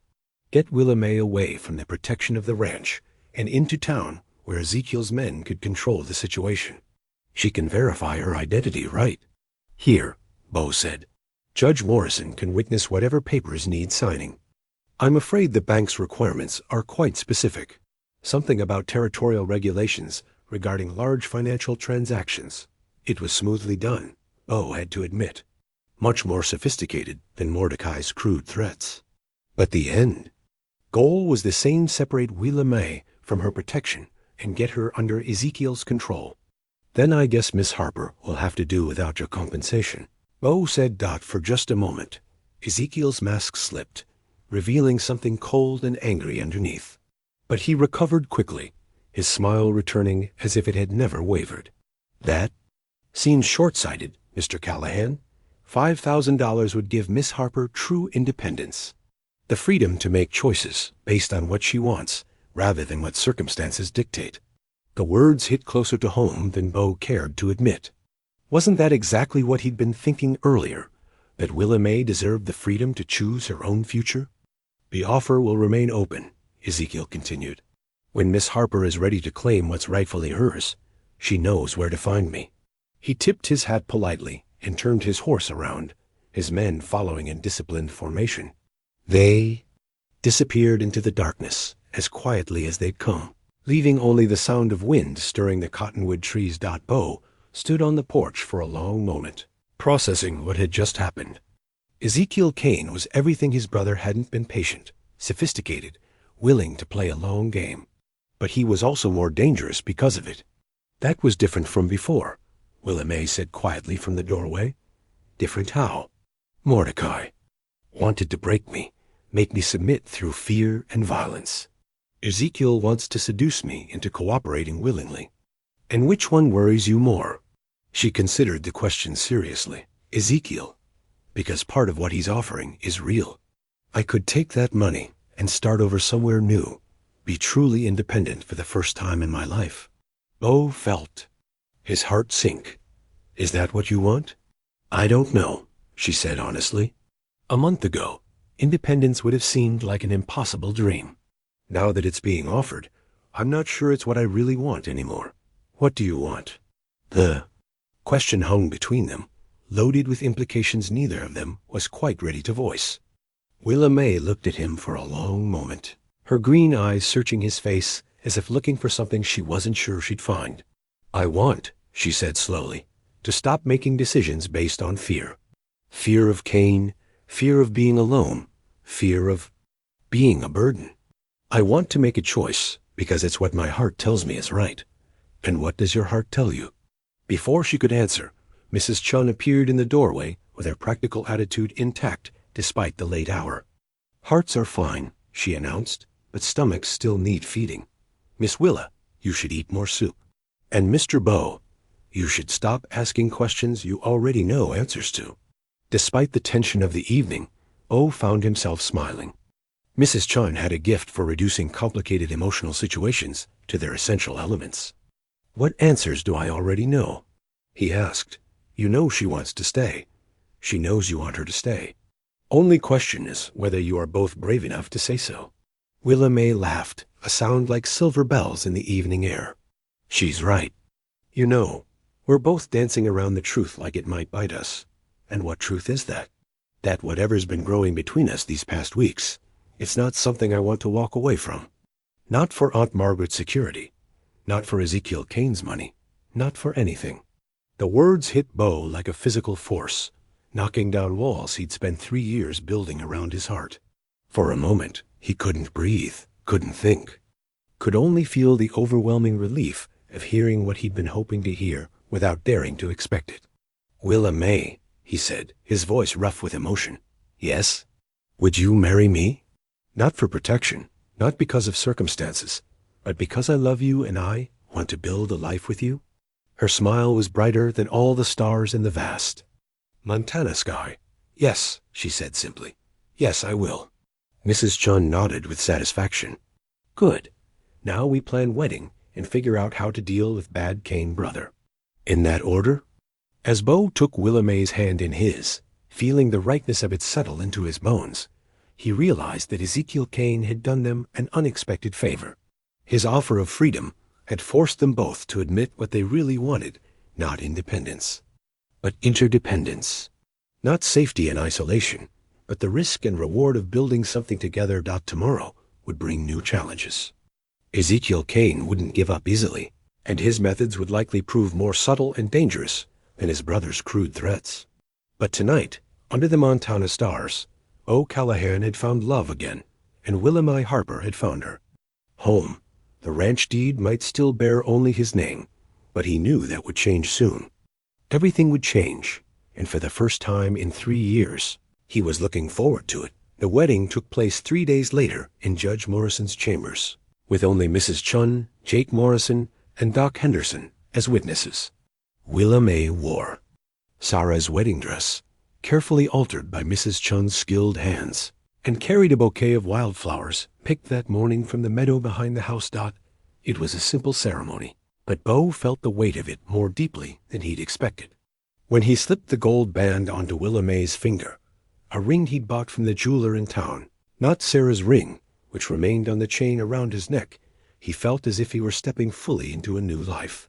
By the authority vested in me by the territory of Montana, Judge Morrison declared, I now pronounce you husband and wife. The kiss that sealed their union was gentle, tentative, but it carried the promise of deeper intimacy to come. As they broke apart, Beau saw tears glistening in Willamay's eyes. Happy tears? He asked softly. The happiest, she confirmed. The celebration afterward was modest dinner at the hotel with their small wedding party, followed by drinks and toasts that grew increasingly sentimental as the evening progressed. Doc Henderson regaled them with stories of other couples he'd seen married over the years, while Jake Morrison offered gruff but heartfelt advice about the importance of communication in marriage. Most problems between married folks come from not saying what needs saying, Jake declared, slightly tipsy from the whiskey Judge Morrison had provided. You got something bothering you. Speak up. Don't let it fester like a bad wound. Mrs. Chun, who'd allowed herself a single glass of wine, nodded approvingly. Wise words. Marriage is partnership, not pretty dress and cake. Must work together like good team. As the evening wound down, Beau found himself watching his new wife interact with their friends, marveling at how naturally she fit into his world. She listened to Doc Henderson's medical stories with genuine interest, laughed at Jake's rough humor, and treated Mrs. Chun with the respect due to the woman who'd helped save her life. But beneath the celebration, Beau was aware of a shadow lurking at the edges of their happiness. Ezekiel Kane had made no further overt moves, but his presence in town was a constant reminder that their troubles weren't over. Several of the hotel guests had reported being questioned by well-dressed strangers about the Callahan ranch and its new mistress. The ride back to the ranch was quiet, both of them lost in their own thoughts about what the evening meant and what came next. When they reached the house, Mrs. Chun had already retired to her quarters, leaving them alone for the first time as husband and wife. Would you like some coffee? Willa May asked, suddenly seeming nervous. Coffee would be good, Beau agreed, though what he really wanted was to talk about the step they'd just taken and what it meant for their future. They sat in the kitchen, the familiar room somehow transformed by the knowledge that they were now truly partners in all things. The comfortable companionship of the past weeks had evolved into something deeper, more complex. Beau, Willa May said finally, I need to tell you something about today. What about it? When Judge Morrison asked if anyone objected to the marriage, I saw Ezekiel Kane watching from across the street. He didn't try to stop the ceremony, but he was there. Beau felt his jaw tighten. Why didn't you say something? Because I wasn't going to let him ruin our wedding day. But I wanted you to know that he's still watching, still waiting for something. Waiting for what? I'm not sure, but I have a feeling we're going to find out soon. Her intuition proved correct. The next morning brought visitors in the form of Margaret Coleman and her children, who'd heard about the wedding and come to offer their congratulations and their concerns. I'm happy for you, dear, Margaret said as they sat in the parlor with tea and fresh biscuits. But I have to ask, are you certain this is what you want? Marriage is a big step, especially to someone you've only known for a few weeks. It was a fair question, Beau had to admit. By conventional standards, their courtship had been remarkably brief. I'm certain, Aunt Margaret, Willa May said firmly. I know it seems sudden, but sometimes life doesn't give you the luxury of taking things slowly. And you, Mr. Callahan? Are you prepared for the responsibilities of marriage to a young woman who's been through considerable trauma? Beau appreciated Margaret's directness. She was clearly a woman who believed in speaking plainly about important matters. I'm prepared to spend the rest of my life making sure she's safe and happy, he said. And I'm prepared to deal with whatever troubles that might bring. Margaret nodded, seeming satisfied with his answer. Good, because there's something you both should know. That man who's been asking questions around town, Ezekiel Kane, he approached me yesterday. Beau felt Willa May stiffen beside him. What did he want? To tell me that Willa May was making a mistake by marrying you. He said he had information about her father's estate that could make her a wealthy woman if she was willing to come with him to Denver to meet with certain lawyers. Did he say what kind of information? Something about land rights. Claimed Jacob Harper had filed a mining claim years ago that's now worth a considerable sum. Said the territorial government was prepared to compensate the Harper family for mineral rights they'd unknowingly sold too cheaply. It was a more sophisticated lie than anything Mordecai Kane had attempted.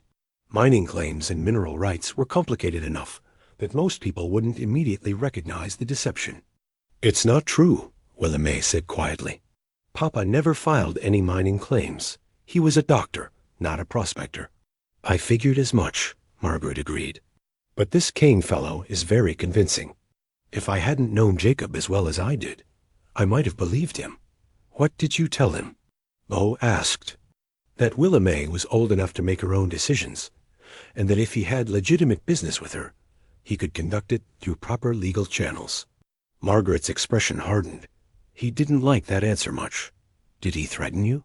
Not in so many words. But he made it clear that he considered my presence here inconvenient. Beau exchanged a look with Willa May. Ezekiel Kane was escalating his efforts, growing bolder in his attempts to isolate her from potential allies. Aunt Margaret, Willa May said carefully, maybe you and the children should consider cutting your visit short. I don't want you to be in danger because of me. Nonsense. I didn't come all this way to be frightened off by some smooth-talking charlatan. Margaret's chin came up with stubborn determination. Besides, Tom always said a family should stick together in times of trouble. This could get dangerous. Beau warned. Young man, I raised 4 children through drought, locusts, and Indian raids. I've faced down claim jumpers, cattle rustlers, and door-to-door preachers selling salvation by the bottle. I'm not about to be intimidated by one more con man with delusions of grandeur. Despite the seriousness of the situation, Beau found himself smiling. It was easy to see where Willa May had gotten her backbone.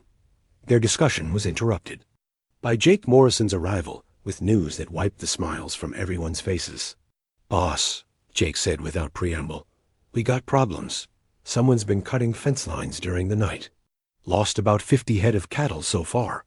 Rustlers? Don't think so. Cattle are still on the property, just scattered to hell and gone. Looks more like someone's trying to create work for us, keep us busy with roundup instead of paying attention to other things. Beau cursed under his breath. It was exactly the kind of indirect pressure Ezekiel Kane would use, nothing technically illegal, nothing that could be directly traced to him, but enough to create problems and distractions. How many men do we need for roundup? Beau asked. All of them, if we want to get the cattle gathered before they wander too far, but that means leaving the house with minimal protection. The trap was becoming clear. Force Beau to choose between protecting his property and protecting his wife. Create a situation where Willa May would be vulnerable while he dealt with ranch business. I'm not leaving Willa May undefended, Beau said firmly. What if she wasn't here to defend? Margaret suggested quietly. Everyone turned to look at her. Here. Me out, Margaret continued. What if Willa May came to town with me and the children? Stayed at the hotel where there are plenty of people around? That way, you could deal with your cattle problem without worrying about her safety. It was a reasonable suggestion, but Beau found himself reluctant to be separated from his new wife, even temporarily. I don't like the idea of letting Kane drive us apart, he said. It's not being driven apart, Willa May said thoughtfully. It's being smart about tactics. If I'm safe in town with Aunt Margaret, you can focus on the ranch without distraction. And maybe we can learn something about what Kane is really planning. How? By letting him think he's getting what he wants. If he believes I'm separating myself from your protection, he might get careless, reveal his real intentions. It was a dangerous game, but Beau had to admit it had merit. Ezekiel Kane had been cautious so far, careful not to reveal his hand. If he thought Willa May was becoming vulnerable to his approach, he might make a mistake. I don't like it, Beau said. Neither do I, Willa May admitted. But I like the idea of being hunted even less. At least this way, we're taking some control of the situation. Jake nodded approvingly. Sometimes the best defense is to make the enemy think he's winning until you're ready to spring your own trap. And what trap would that be? Margaret asked. Still working on that part, Jake admitted with a grin. The discussion continued for another hour, refining the plan and considering potential complications. Finally, they agreed that Willa May would accompany Margaret and the children to town that afternoon, ostensibly for a few days of visiting, while Beau dealt with the scattered cattle dot.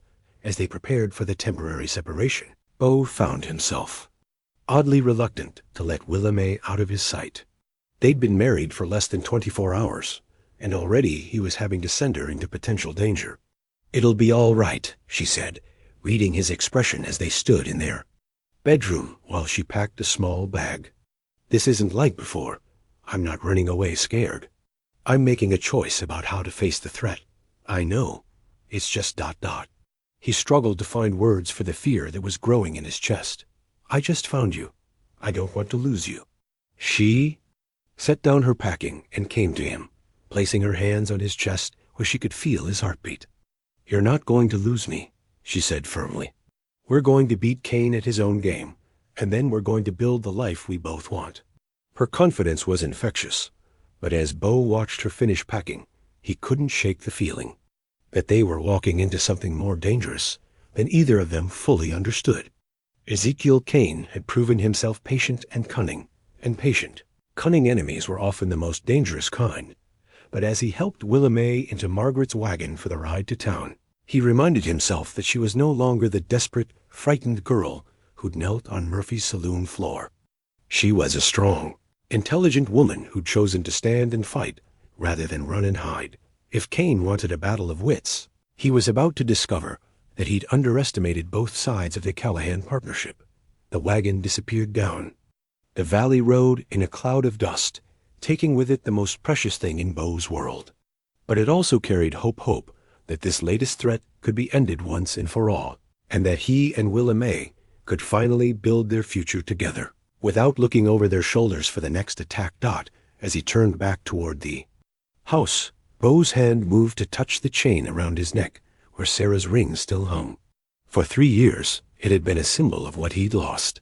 But today, for the first time, it felt like a blessing on what he'd found. The real fight was just beginning.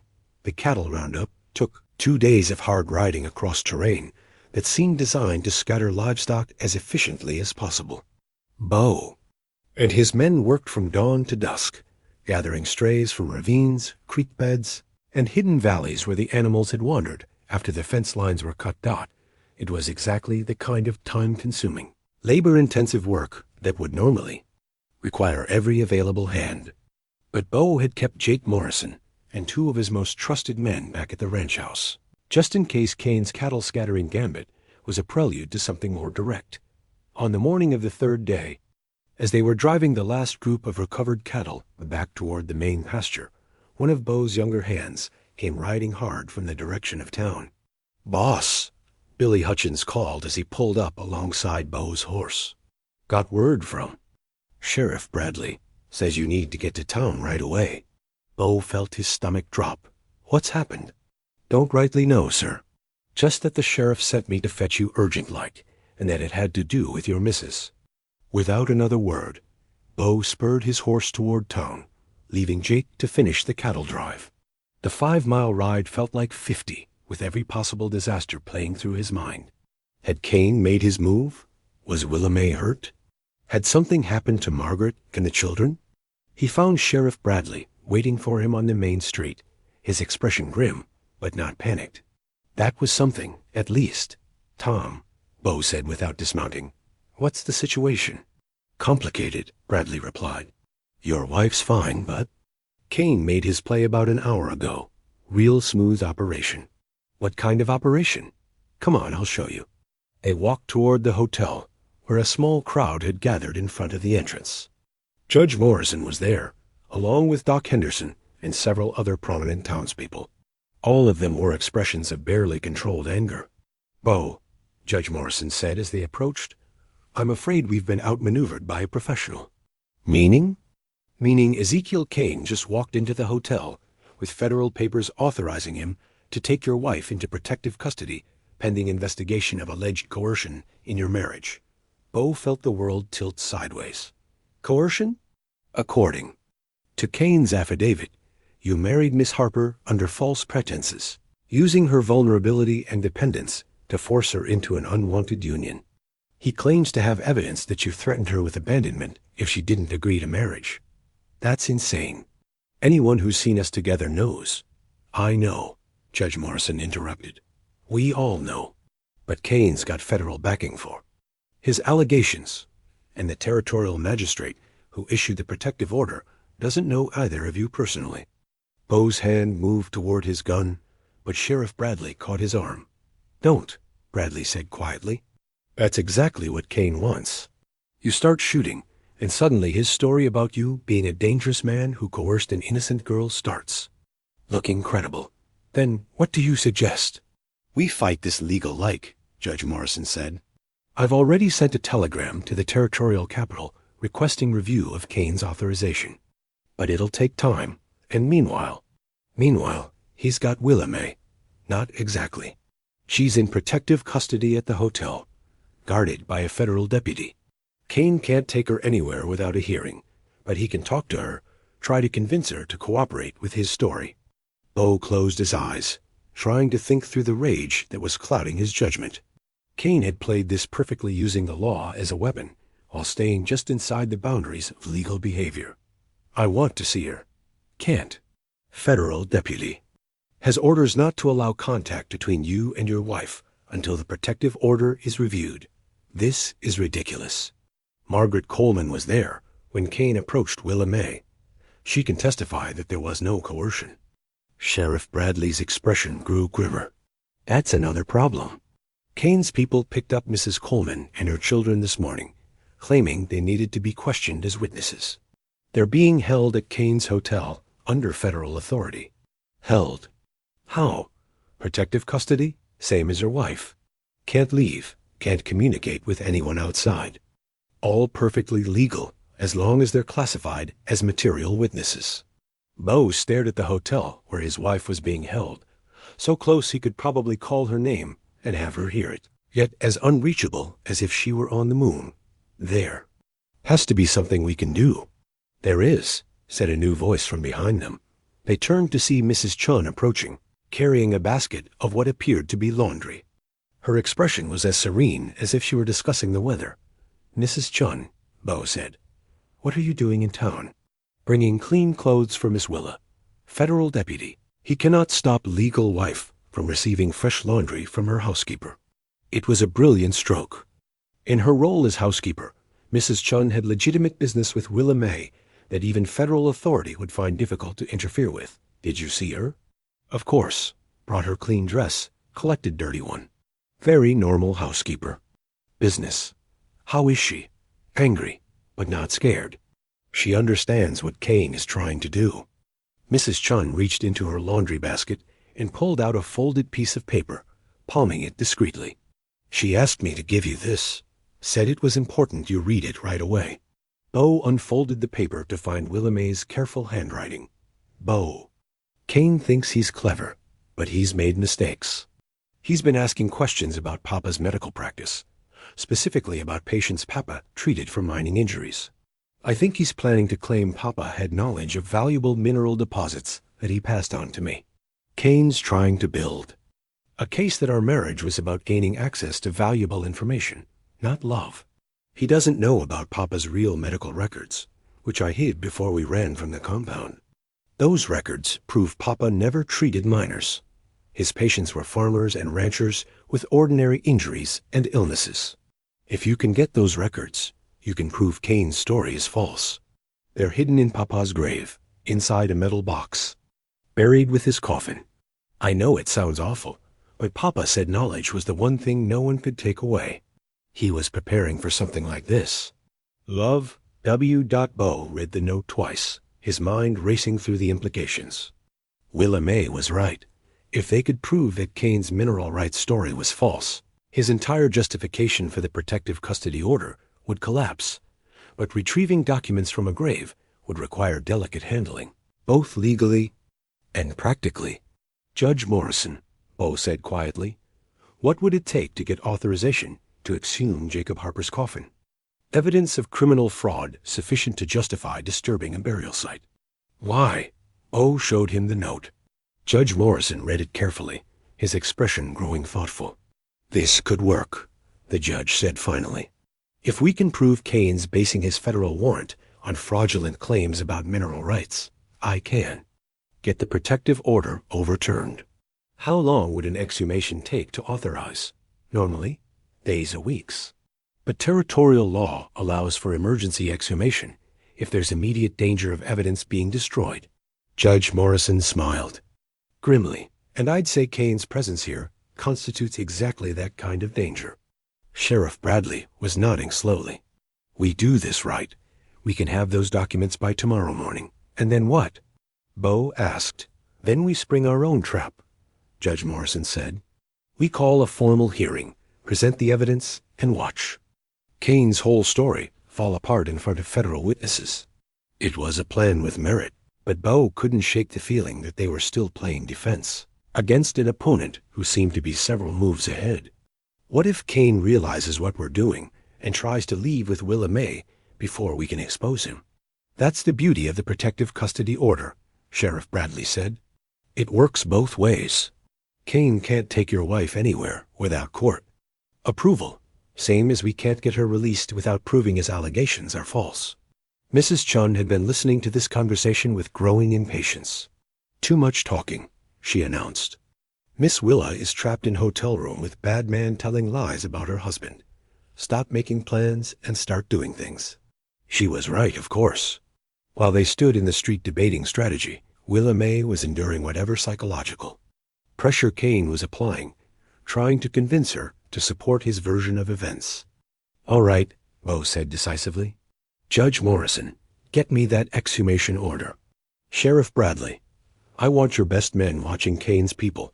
If they try to move Willa May or the Colemans, I want to know immediately.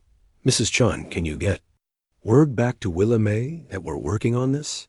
Already planned to return this afternoon with dinner. Federal deputy cannot stop wife from eating proper food. Good. Tell her to hold on, that we're going to end this soon.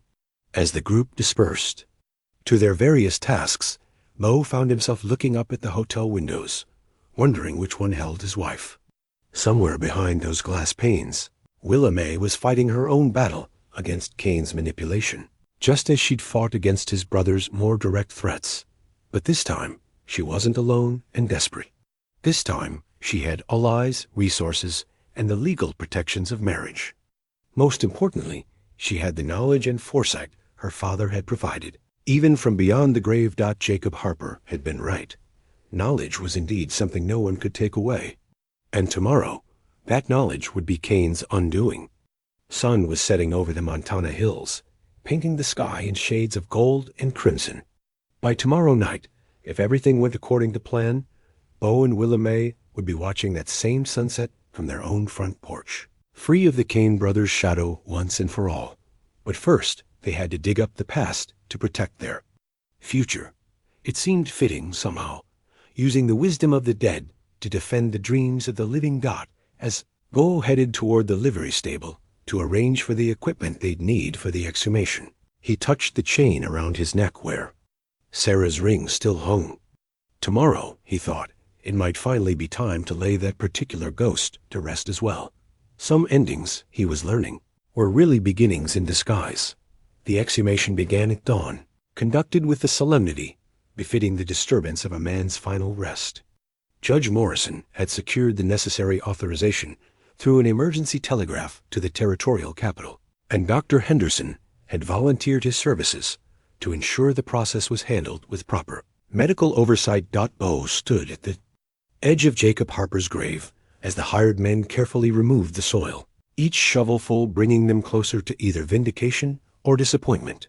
The cemetery was quiet, except for the sound of digging and the distant lowing of cattle from the pastures beyond town.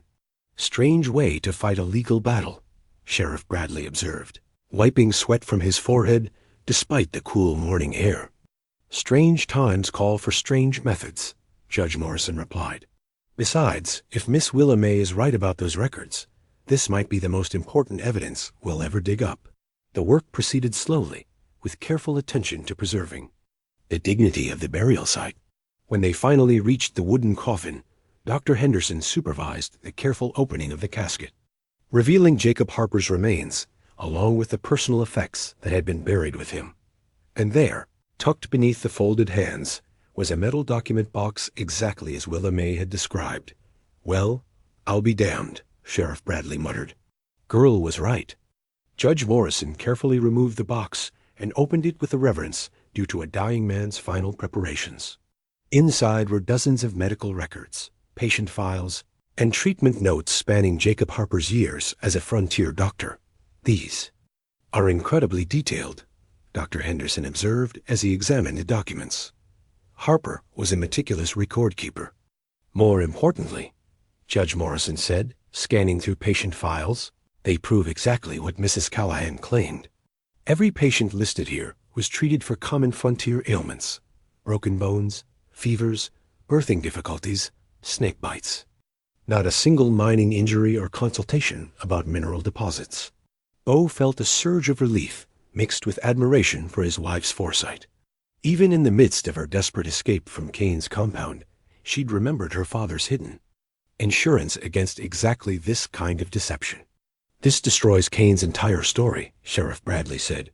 No way Jacob Harper could have known about valuable mineral deposits if he never treated miners. More than that, Judge Morrison added, holding up a particular document. Look at this. Harper's own financial records.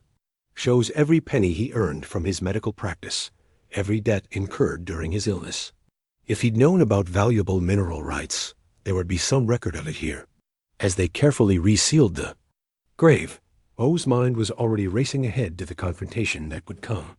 Kane had built his federal case on a foundation of lies, and now they had the evidence to prove it. When do we spring the trap? Beau asked. This afternoon, Judge Morrison said. I'll call for an immediate hearing, present this evidence to the federal deputy, and demand the protective custody order be vacated. What if Kane tries to run? He can't, not legally anyway. The federal authority that gave him power to take Mrs. Callahan into custody also requires him to stay for any hearings related to the case. If he runs now, he becomes a fugitive. They returned to town to find Mrs. Chun waiting with news from her latest visit to the hotel. Miss Willa is holding strong, she reported, but Kane is getting desperate. Spent 2 hours this morning trying to convince her that you only married her for mining rights her father told her about. Did she tell him anything? She told him her father was doctor, not miner, and that she knows nothing about mineral deposits. Kane did not like this answer. I bet he didn't, Sheriff Bradley said grimly. Man's whole story depends on her supporting his version of events. The hearing was scheduled for 2 o'clock in the hotel's main conference room, with the federal deputy presiding as the representative of territorial authority. Word of the proceedings had spread through town, and a considerable crowd gathered to witness what promised to be a dramatic confrontation. Ezekiel Kane arrived precisely on time, dressed in his finest suit and radiating the confidence of a man who believed his careful planning was about to pay off. He was accompanied by 2 men who introduced themselves as territorial attorneys, lending an air of official authority to his presence. Willa May was escorted into the room by the federal deputy. Then Beau felt his heart clench at the sight of her. She looked tired but unbroken, her green eyes blazing with determination as they met his across the room. Mrs. Callahan, Judge Morrison said formally, are you prepared to testify regarding the circumstances of your marriage to Mr. Beau Callahan? I am, Your Honor. Kane's attorney stood. Your Honor, we object to Mrs. Callahan testifying without proper legal representation. Given the allegations of coercion, the lady is quite capable of speaking for herself, Judge Morrison interrupted. Mrs. Callahan, in your own words, please describe the circumstances that led to your marriage. Willa May's testimony was clear, precise, and devastating to Kane's case. She described her desperate escape from Mordecai Kane's compound, Beau's protection and kindness, and their growing affection that had led to genuine love and marriage. At any point, Judge Morrison asked, did Mr. Callahan threaten, coerce, or manipulate you into marriage? Never. He offered me protection when I needed it most, and he gave me the freedom to choose my own future. When I chose him, it was because I loved him, not because I was afraid of him. Kane's attorney tried to salvage the situation. Mrs. Callahan, isn't it true that your father left you valuable information about mineral deposits in this area? No, sir. My father was a doctor. His only legacy to me was his medical knowledge and his moral principles. But surely he mentioned valuable mineral rights, mining claims. My father never filed a mining claim in his life. He treated farmers and ranchers, not miners.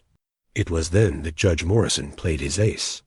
"Your Honor," he said, addressing the federal deputy, "I have here medical records belonging to the late Jacob Harper, Mrs. Callahan's father. These records conclusively prove that Dr. Harper had no knowledge of mining activities or mineral deposits." He presented the documents from the metal box, explaining their discovery and authentication by Dr. Henderson. Kane's face went progressively paler as the implications became clear. "These records," Judge Morrison continued, "show that Mr. Kane's entire justification for federal intervention was based on fraudulent claims. Dr. Harper never treated miners, never knew about valuable mineral deposits, and never possessed information that would make Mrs. Callahan a target for coercive marriage." The federal deputy examined the documents carefully, his expression growing grimmer by the moment. "Mr. Kane," the deputy said finally, "these records appear to contradict every claim in your federal affidavit. How do you explain this discrepancy?" Kane had recovered some of his composure, but his confidence was clearly shaken. "Those records could be forgeries, manufactured to support a false narrative." "Are you suggesting," Dr. Henderson interrupted, "that someone forged decades of medical records, buried them with a dead man, and then orchestrated this entire situation to discredit you?" When put like that, Kane's objection sounded ridiculous, even to his own attorneys. The federal deputy stood. "Based on the evidence presented, I am vacating the protective custody order immediately. Mrs. Callahan is free to return to her husband, and Mrs. Coleman and her children are free to leave." Kane made one last desperate play. "Your Honor, I demand a full investigation into the authenticity of those documents." "Mr. Kane," Judge Morrison said with ice-cold authority, "you are in no position to demand anything. These proceedings have revealed that you obtained federal authority through fraudulent misrepresentation. I'm ordering your immediate arrest on charges of conspiracy, fraud, and abuse of federal process." What happened next unfolded with startling speed. Kane's composure finally cracked completely as he realized his carefully constructed scheme was collapsing around him. Instead of submitting to arrest, he lunged toward Willa May, apparently intending to use her as a hostage in a desperate escape attempt. But Kane had made a critical error in judgment. Willa May was no longer the terrified girl who'd fled his brother's compound. She sidestepped his grab with fluid grace, and when he stumbled past her, she brought her knee up into his solar plexus with enough force to double him over. Sheriff Bradley was on Kane in an instant, followed by the federal deputy and Judge Morrison. The would-be kidnapper found himself face down on the conference room floor with iron shackles around his wrists before he could recover from Willa May's unexpected retaliation. "That," Willa May said calmly as she smoothed her dress, "was for every girl you and your brother terrorized." Kane's attorneys, realizing they'd been representing a criminal conspiracy, quickly distanced themselves from their client and departed without another word dot as Kane was dragged away, still protesting his innocence. Beau finally had his wife back in his arms. The embrace was fierce, desperate, full of relief and renewed commitment. "I knew you'd figure it out," Willa May whispered against his chest. "I knew you'd find a way." "Your father's the one who made it possible," Beau replied. "His foresight saved us. Papa always said knowledge was the most powerful weapon against injustice." "I guess he was right." Judge Morrison approached them with a satisfied smile. "Mrs. Callahan, that was quite possibly the most effective cross-examination I've ever witnessed. Have you considered a career in law?" Willa May laughed, the sound bright and free. "I think I'll stick to medicine and ranching, Your Honor. But thank you." As they left the hotel together, Beau reflected on how completely the situation had been reversed. Kane's attempt to separate them had only strengthened their bond, and his fraudulent claims had been turned into evidence of his own criminality. Margaret Coleman and her children were waiting outside, looking relieved but shaken by their ordeal. "Aunt Margaret," Willa May said, embracing her, "I'm so sorry you got caught up in this." "Nonsense, dear. Family stands together in times of trouble." "Besides," Margaret smiled, "it was quite educational. I've never seen a confidence man brought down by a dead man's paperwork before." The ride back to the ranch was peaceful, with Margaret and her children following in their wagon, while Beau and Willa May rode together on his horse. The late afternoon sun painted the landscape in warm, golden tones, and for the first time in weeks, the future felt truly secure. "Beau," May said, as they crested the hill that gave them their first view of the ranch house, "there's something I want to do when we get home." "What's that?" She reached up and touched the chain around his neck, where Sarah's ring still hung beneath his shirt. "I think it's time for that to find a proper resting place. Sarah deserves to rest in peace, and we deserve to start our marriage without ghosts." Beau felt a tightness in his throat as he considered her words. She was right, of course. Carrying Sarah's ring had been his way of holding on to the past, but it was also a barrier to fully embracing the future. "What do you suggest?" "There's a beautiful spot by the creek where wildflowers grow. We could bury the ring there, plant a tree in Sarah's memory. Make it a place of peace instead of sorrow." The idea felt right in a way that surprised him. Not abandoning Sarah's memory, but transforming it into something that blessed their new beginning rather than haunting it. "I'd like that," he said softly, as they approached the house. Mrs. Chun emerged onto the porch with her hands on her hips and her sternest expression. "About time," she declared. "House is too quiet without proper family in it. Now come eat dinner before food gets cold." Some things, Beau thought with amusement, would never change. Mrs. Chun would always prioritize practical needs over emotional drama, and somehow that was exactly what they needed right now, a return to normal life, normal routines, normal happiness. That evening, as the sun set over their land, they held a simple ceremony by the creek. Beau buried Sarah's ring beneath a young apple tree they'd planted together, while May said a prayer for the woman who'd first brought love to this place. It wasn't an ending, but a transformation, the past becoming foundation for the future. Memory becoming blessing, loss becoming the gift of knowing how precious love really was. Tomorrow would bring new challenges, new dreams to pursue, new stories to write. But tonight, Beau Callahan stood with his wife in the place they both called home, finally free to love without reservation and build without fear.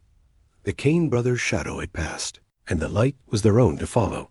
6 months later, the Callahan Ranch had settled into a rhythm of prosperity and contentment that surprised even those who'd witnessed the dramatic events of the previous summer.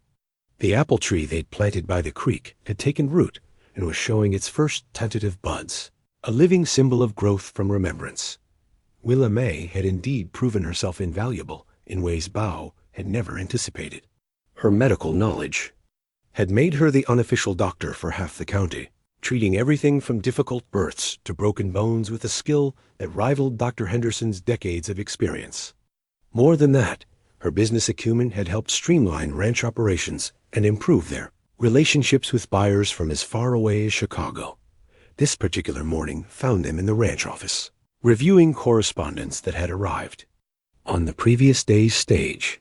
Among the usual letters about cattle prices and supply orders was an official-looking envelope bearing the territorial seal. "What do you suppose this is about?" May asked, handing him the letter.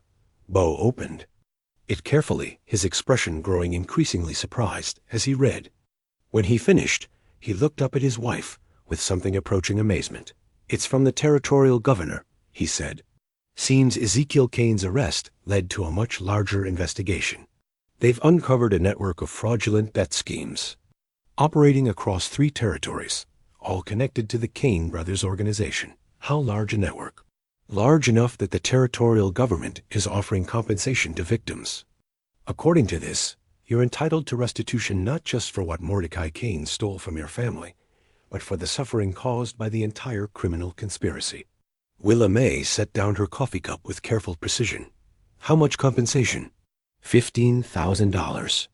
The number hung in the air between them like something too large to comprehend. It was more money than most ranchers saw in a lifetime, enough to transform their comfortable existence into something approaching genuine wealth. At single quotes S. double quotes Willa. May struggled for words. "That's enough to expand the ranch, buy more land, maybe even start that medical clinic we've talked about. It's enough to do whatever we want," Beau agreed. "The question is, what do we want?" It was a conversation they'd been having in various forms for months. How much was enough? What their responsibilities were to the community that had supported them? What kind of legacy they wanted to build together? Their discussion was interrupted by Mrs. Chun's voice calling from the kitchen. "Mr. Beau, Miss Willa, visitors coming." They looked out the window to see a familiar wagon approaching Margaret Coleman, returning for another visit. But this time she wasn't alone. Beside her sat a young woman Beau didn't recognize, and in the wagon bed were trunks and bags suggesting a lengthy stay. "That must be the young woman Aunt Margaret wrote about," Willa May said, referring to a letter they'd received the previous week. The school teacher who lost her position when the mining town went bust. Margaret had asked if they might have work for an educated young woman who found herself stranded without prospects. The timing seemed providential. They'd been discussing the need for someone to help with the ranch's increasingly complex bookkeeping and correspondence. The introductions on the front porch revealed the newcomer to be Miss Emma Sullivan, a woman of perhaps 25, with intelligent brown eyes and the kind of quiet dignity that spoke of education and refinement. She'd been teaching in a Colorado mining town until the silver played out and the population scattered, leaving her unemployed and far from her family back east. "Mrs. Callahan," Emma said as they settled in the parlor with tea, "Mrs. Coleman has told me so much about your medical work. I understand you've been treating patients throughout the valley?" "When needed," Willa May replied modestly. "Dr. Henderson is getting on in years, and people need help. Have you considered establishing a formal medical practice? I have some experience with the administrative side of professional services managing appointments, maintaining patient records, handling correspondence with other physicians." It was exactly the kind of practical support that would make Willa May's informal medical practice more efficient and professional. More than that, Emma's presence would give Willa May someone to share the intellectual challenges she sometimes missed. "We've been thinking about expanding our medical services," Beau said carefully. "The territorial compensation we just learned about would certainly make it possible." Emma's eyes lit up with interest, and over the following hour they found themselves deep in discussion about the practicalities of establishing a proper medical clinic that could serve the growing population of the valley. Their planning session was interrupted by Jake Morrison's arrival with news that immediately commanded everyone's attention. "Boss," Jake said without preamble, "we got a situation developing that you need to know about." "What kind of situation?" "Railroads coming through. Survey crews been working the valley for the past week, and word is they want to buy right of way across our land." The news hit the room like a thunderclap. The railroad's arrival would transform everything, bringing prosperity, growth, and change on a scale that would reshape the entire territory. "What are they offering?" Beau asked. "Haven't made an official offer yet, but rumors say they're prepared to pay premium prices for cooperation and fair prices for forced acquisition." "Forced acquisition? Eminent domain. Government can take what it needs for railroad construction, with or without owner consent. Question is whether they'll negotiate fair terms or just impose what they think is reasonable." It was the kind of decision that would define not just their own future, but the future of everyone in the valley. Cooperation with the railroad could bring enormous wealth, but would also mean accepting fundamental changes to their way of life. "How much time do we have?" Willa May asked. "Survey crew chief says they'll be ready to make formal offers within the week. After that, things move fast." Emma Sullivan had been listening to this conversation with growing excitement. "Mrs. Callahan, Mr. Callahan, this could be exactly the opportunity you've been looking for. Railroad towns need medical services, schools, businesses of all kinds. With your compensation money and your established reputation, you could be founding partners in an entirely new community." She was right, and they all knew it. The convergence of the territorial compensation, Emma's arrival, and the railroad's interest created possibilities that none of them could have imagined just months before. But it also meant making choices that would affect generations to come. "There's something else," Jake said, his expression growing more serious. "Railroads bringing changes we might not all like. More people, different kinds of people. Law enforcement's going to get complicated. When you got permanent federal presence, competing business interests, labor disputes, you think there'll be trouble?" I think there's always trouble when things change fast. Question is whether we're prepared for it. As if summoned by his words, they heard the sound of multiple horses approaching at speed. Through the window, they could see Sheriff Bradley riding hard toward the house, followed by two men Beau didn't recognize. Now what? Willa May muttered. Sheriff Bradley dismounted with obvious urgency. "Oh, Willa May, we got problems. Big ones." "What kind of problems?" "Kane kind of problems. Seems Ezekiel had a partner we didn't know about, his cousin, Jeremiah Kane, and Jeremiah just arrived in town with a federal warrant claiming that Ezekiel's arrest was illegal and demanding the release of all seized assets." O felt his stomach drop. They'd thought the Kane troubles were over, but apparently the family had deeper roots than anyone had realized. How is that possible? Ezekiel was caught red-handed with forged documents. Jeremiah's claiming the documents weren't forged, that there was a legitimate business arrangement that got misrepresented during the investigation.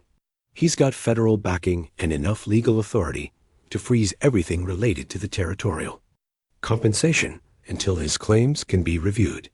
The implications were staggering. Not only would they lose the $15,000 they'd been counting on, but the entire network of victim compensation could be thrown into legal limbo for years. "There's more," Sheriff Bradley continued grimly. "Jeremiah's also claiming that your marriage to Willa May was part of a conspiracy to defraud the territorial government out of compensation money. Says you married her specifically to gain access to victim funds. It was a more sophisticated version of Ezekiel's failed strategy, but potentially more dangerous because it attacked the financial arrangements rather than the marriage itself." "That's insane," Emma Sullivan said with surprising vehemence. "Anyone who's seen them together for 5 minutes knows they're genuinely in love." "Doesn't matter what we know," Sheriff Bradley replied. "Matters what Jeremiah can convince a federal judge to believe."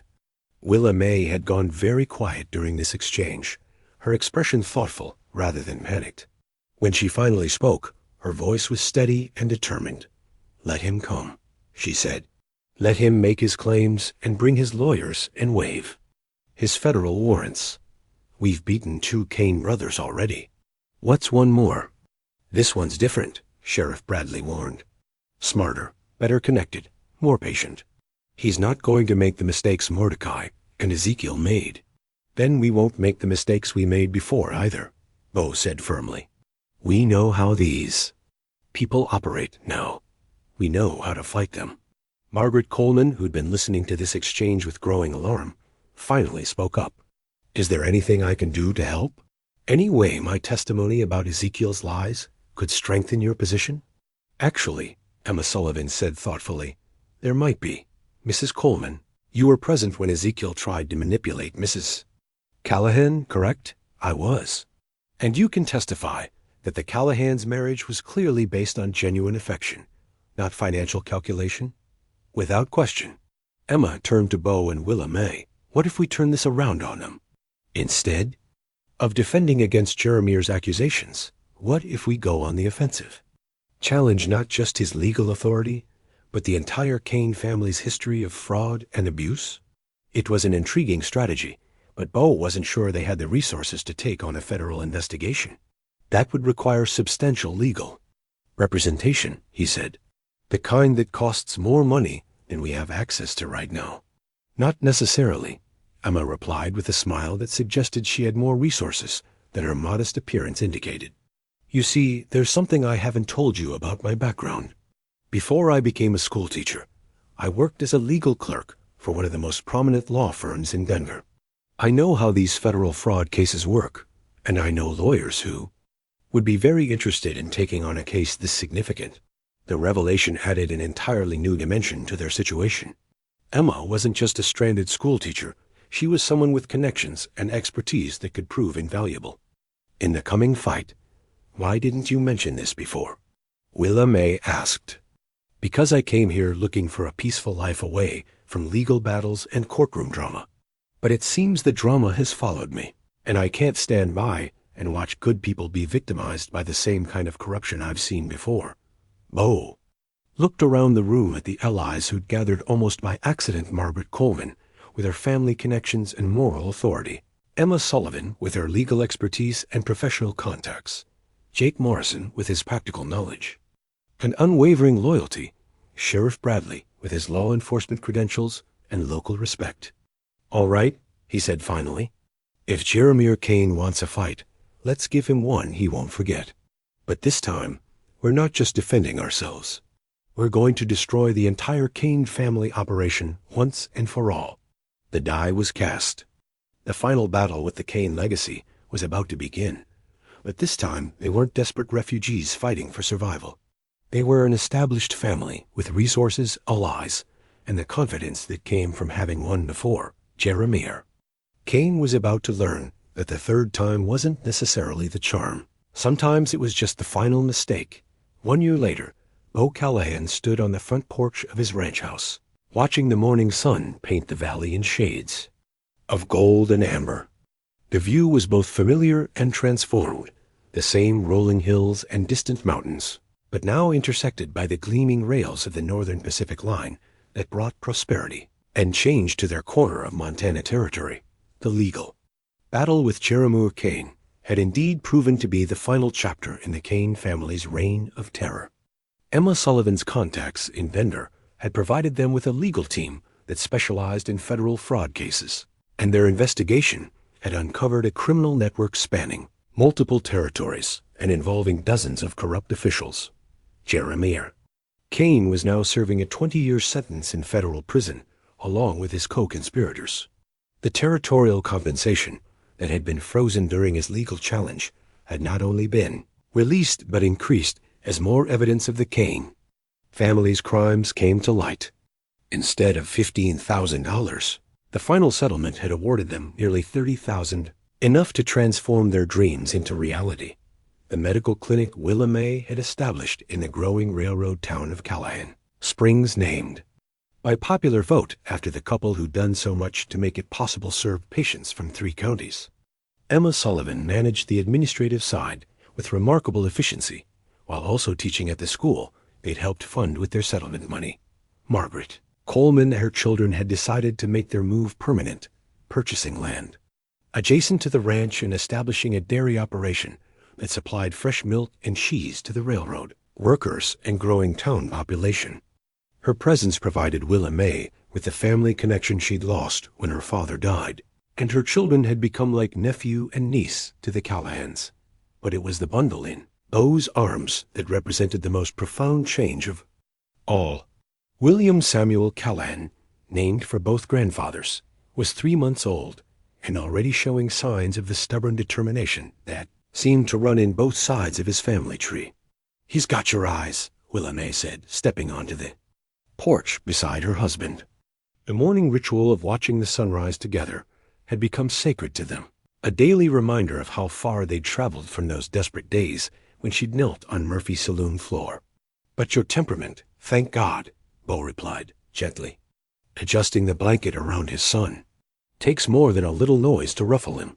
It was true. Young William had inherited his mother's calm disposition and his father's steady gaze, making him the kind of baby who seemed to observe the world with serious interest rather than crying about its imperfections. The sound of approaching horses drew their attention to the valley road, where they could see Jake Morrison returning from his morning inspection of the outer pastures. Even at 70, the former foreman maintained his routine of checking every corner of the expanded ranch operation, though these days he rode in a comfortable buggy rather than on horseback. "Morning, boss," Jake called as he pulled up at the porch. "Got news from town you'll want to hear." "Good news or bad news?" Willa May asked. "Good news. Railroads officially approved the expansion spur to connect the lumber mills up north. Means more business for the town, more patients for your clinic, and more freight contracts for our cattle operation." The interconnected prosperity of the valley still amazed Beau sometimes. What had started as a desperate attempt to protect one frightened young woman had grown into a community of several hundred people, all connected by the railroad, the medical clinic, the school, and the various businesses that had sprung up to serve them. "Speaking of the clinic," Jake continued, "Doc Henderson's looking for you. Mrs. Willa says he's got a patient with symptoms that have him puzzled, and he could use a second opinion. Willa May nodded. At 78, Dr. Henderson had gratefully accepted her assistance with the more complex cases, and their partnership had become a model for how traditional and newer medical knowledge could complement each other. "I'll head into town after lunch," she said. "Emma can handle the administrative work this afternoon." Their conversation was interrupted by Mrs. Chun's voice, calling from the kitchen. "Breakfast ready. Come eat before food gets cold." Some things, Beau reflected with amusement, would never change. Mrs. Chun's priorities remained firmly fixed on practical matters, regardless of how much their circumstances had improved. She now managed a household staff of 3, oversaw the cooking for the ranch hands, and maintained standards of domestic efficiency that had become legendary throughout the U-Out territory. As they sat down to breakfast in the expanded dining room, the original house had been enlarged twice to accommodate their growing family and frequent guests. Beau found himself reflecting on the strange paths that had brought them to this moment. "Do you ever think about how different things might have been?" he asked Willa May as she fed young William. "If Kane hadn't forced you to run, if you'd never come to Murphy's that day?" "Sometimes," she admitted, "but not with regret. Everything that happened, even the terrible parts, led us here. Led us to each other, to this life, to our son." She was right, of course. The suffering they'd endured had forged them into people capable of building something stronger and more meaningful than either could have achieved alone. "Besides," Willa May continued with a smile, "I have a feeling our adventures aren't over yet." "What do you mean?" "Emma's been receiving letters from her lawyer friends in Denver. Seems there are other families dealing with the same kind of fraud and abuse we fought against. They're asking if we'd be willing to share our experience, maybe help them develop strategies for fighting back." The idea was both appealing and daunting. They'd found peace and prosperity, but the knowledge that others were still suffering the kind of persecution they'd escaped created a moral obligation they couldn't ignore. "What do you think?" Beau asked. "I think," Willa May said, looking down at their son's serious little face, "that we have a responsibility to use our good fortune to help others. William's going to grow up in a world where justice sometimes needs defending. Might as well start teaching him that lesson early." It was the kind of principled stand that had first drawn Beau to her, the courage to do what was right, even when it was difficult or dangerous. "Then we'll do it," he said simply. "Together." The baby in Willa May's arms made a small sound that might have been agreement, his dark eyes focusing on his father's face with that intense concentration that seemed to characterize his approach. To the world through the dining room windows, they could see the valley spreading out before them, their land, their community, their future. The apple tree by the creek had grown tall enough to provide shade for the simple stone marker they'd placed there in Sarah's memory, a place of peace rather than sorrow where their son would someday play. The railroad whistle echoed across the hills, bringing news from the wider world and carrying their products to distant markets. In the town that bore their name, people were beginning their daily routines, opening shops, starting classes, seeing patients, building lives of dignity and purpose. "You know what I love most about this?" Willa May said, breaking the comfortable silence. "What?" "We didn't just survive what happened to us. We turned it into something good, something that helps other people build better lives." She was right. The ranch that had been Beau's refuge from grief had become a foundation for community prosperity. The medical knowledge that Kane had tried to suppress had become healing for hundreds of people. The love that had grown from desperate circumstances had become an example of what was possible when people chose courage over fear.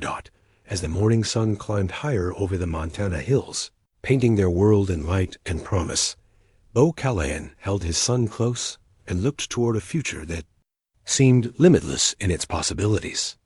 They'd fought for the right to build this life, and now they had the responsibility to protect that right for others. The boy in his arms would grow up knowing that love was worth fighting for, that justice was worth defending, and that sometimes the most important victories came not from defeating enemies, but from building something so strong and good that enemies became irrelevant. It was a legacy worth leaving, a story worth telling, and a future worth believing in. In the distance, Another train whistle sounded, bringing new possibilities and new challenges. But whatever came next, they would face it together. The rancher who'd learned to love again, the woman who'd transformed desperation into strength, and the child who represented all their hopes for tomorrow, but the Kane brothers' shadow had long since faded, replaced by the bright promise of a world they'd helped create. And in that world, beneath the vast Montana sky, love had indeed conquered all.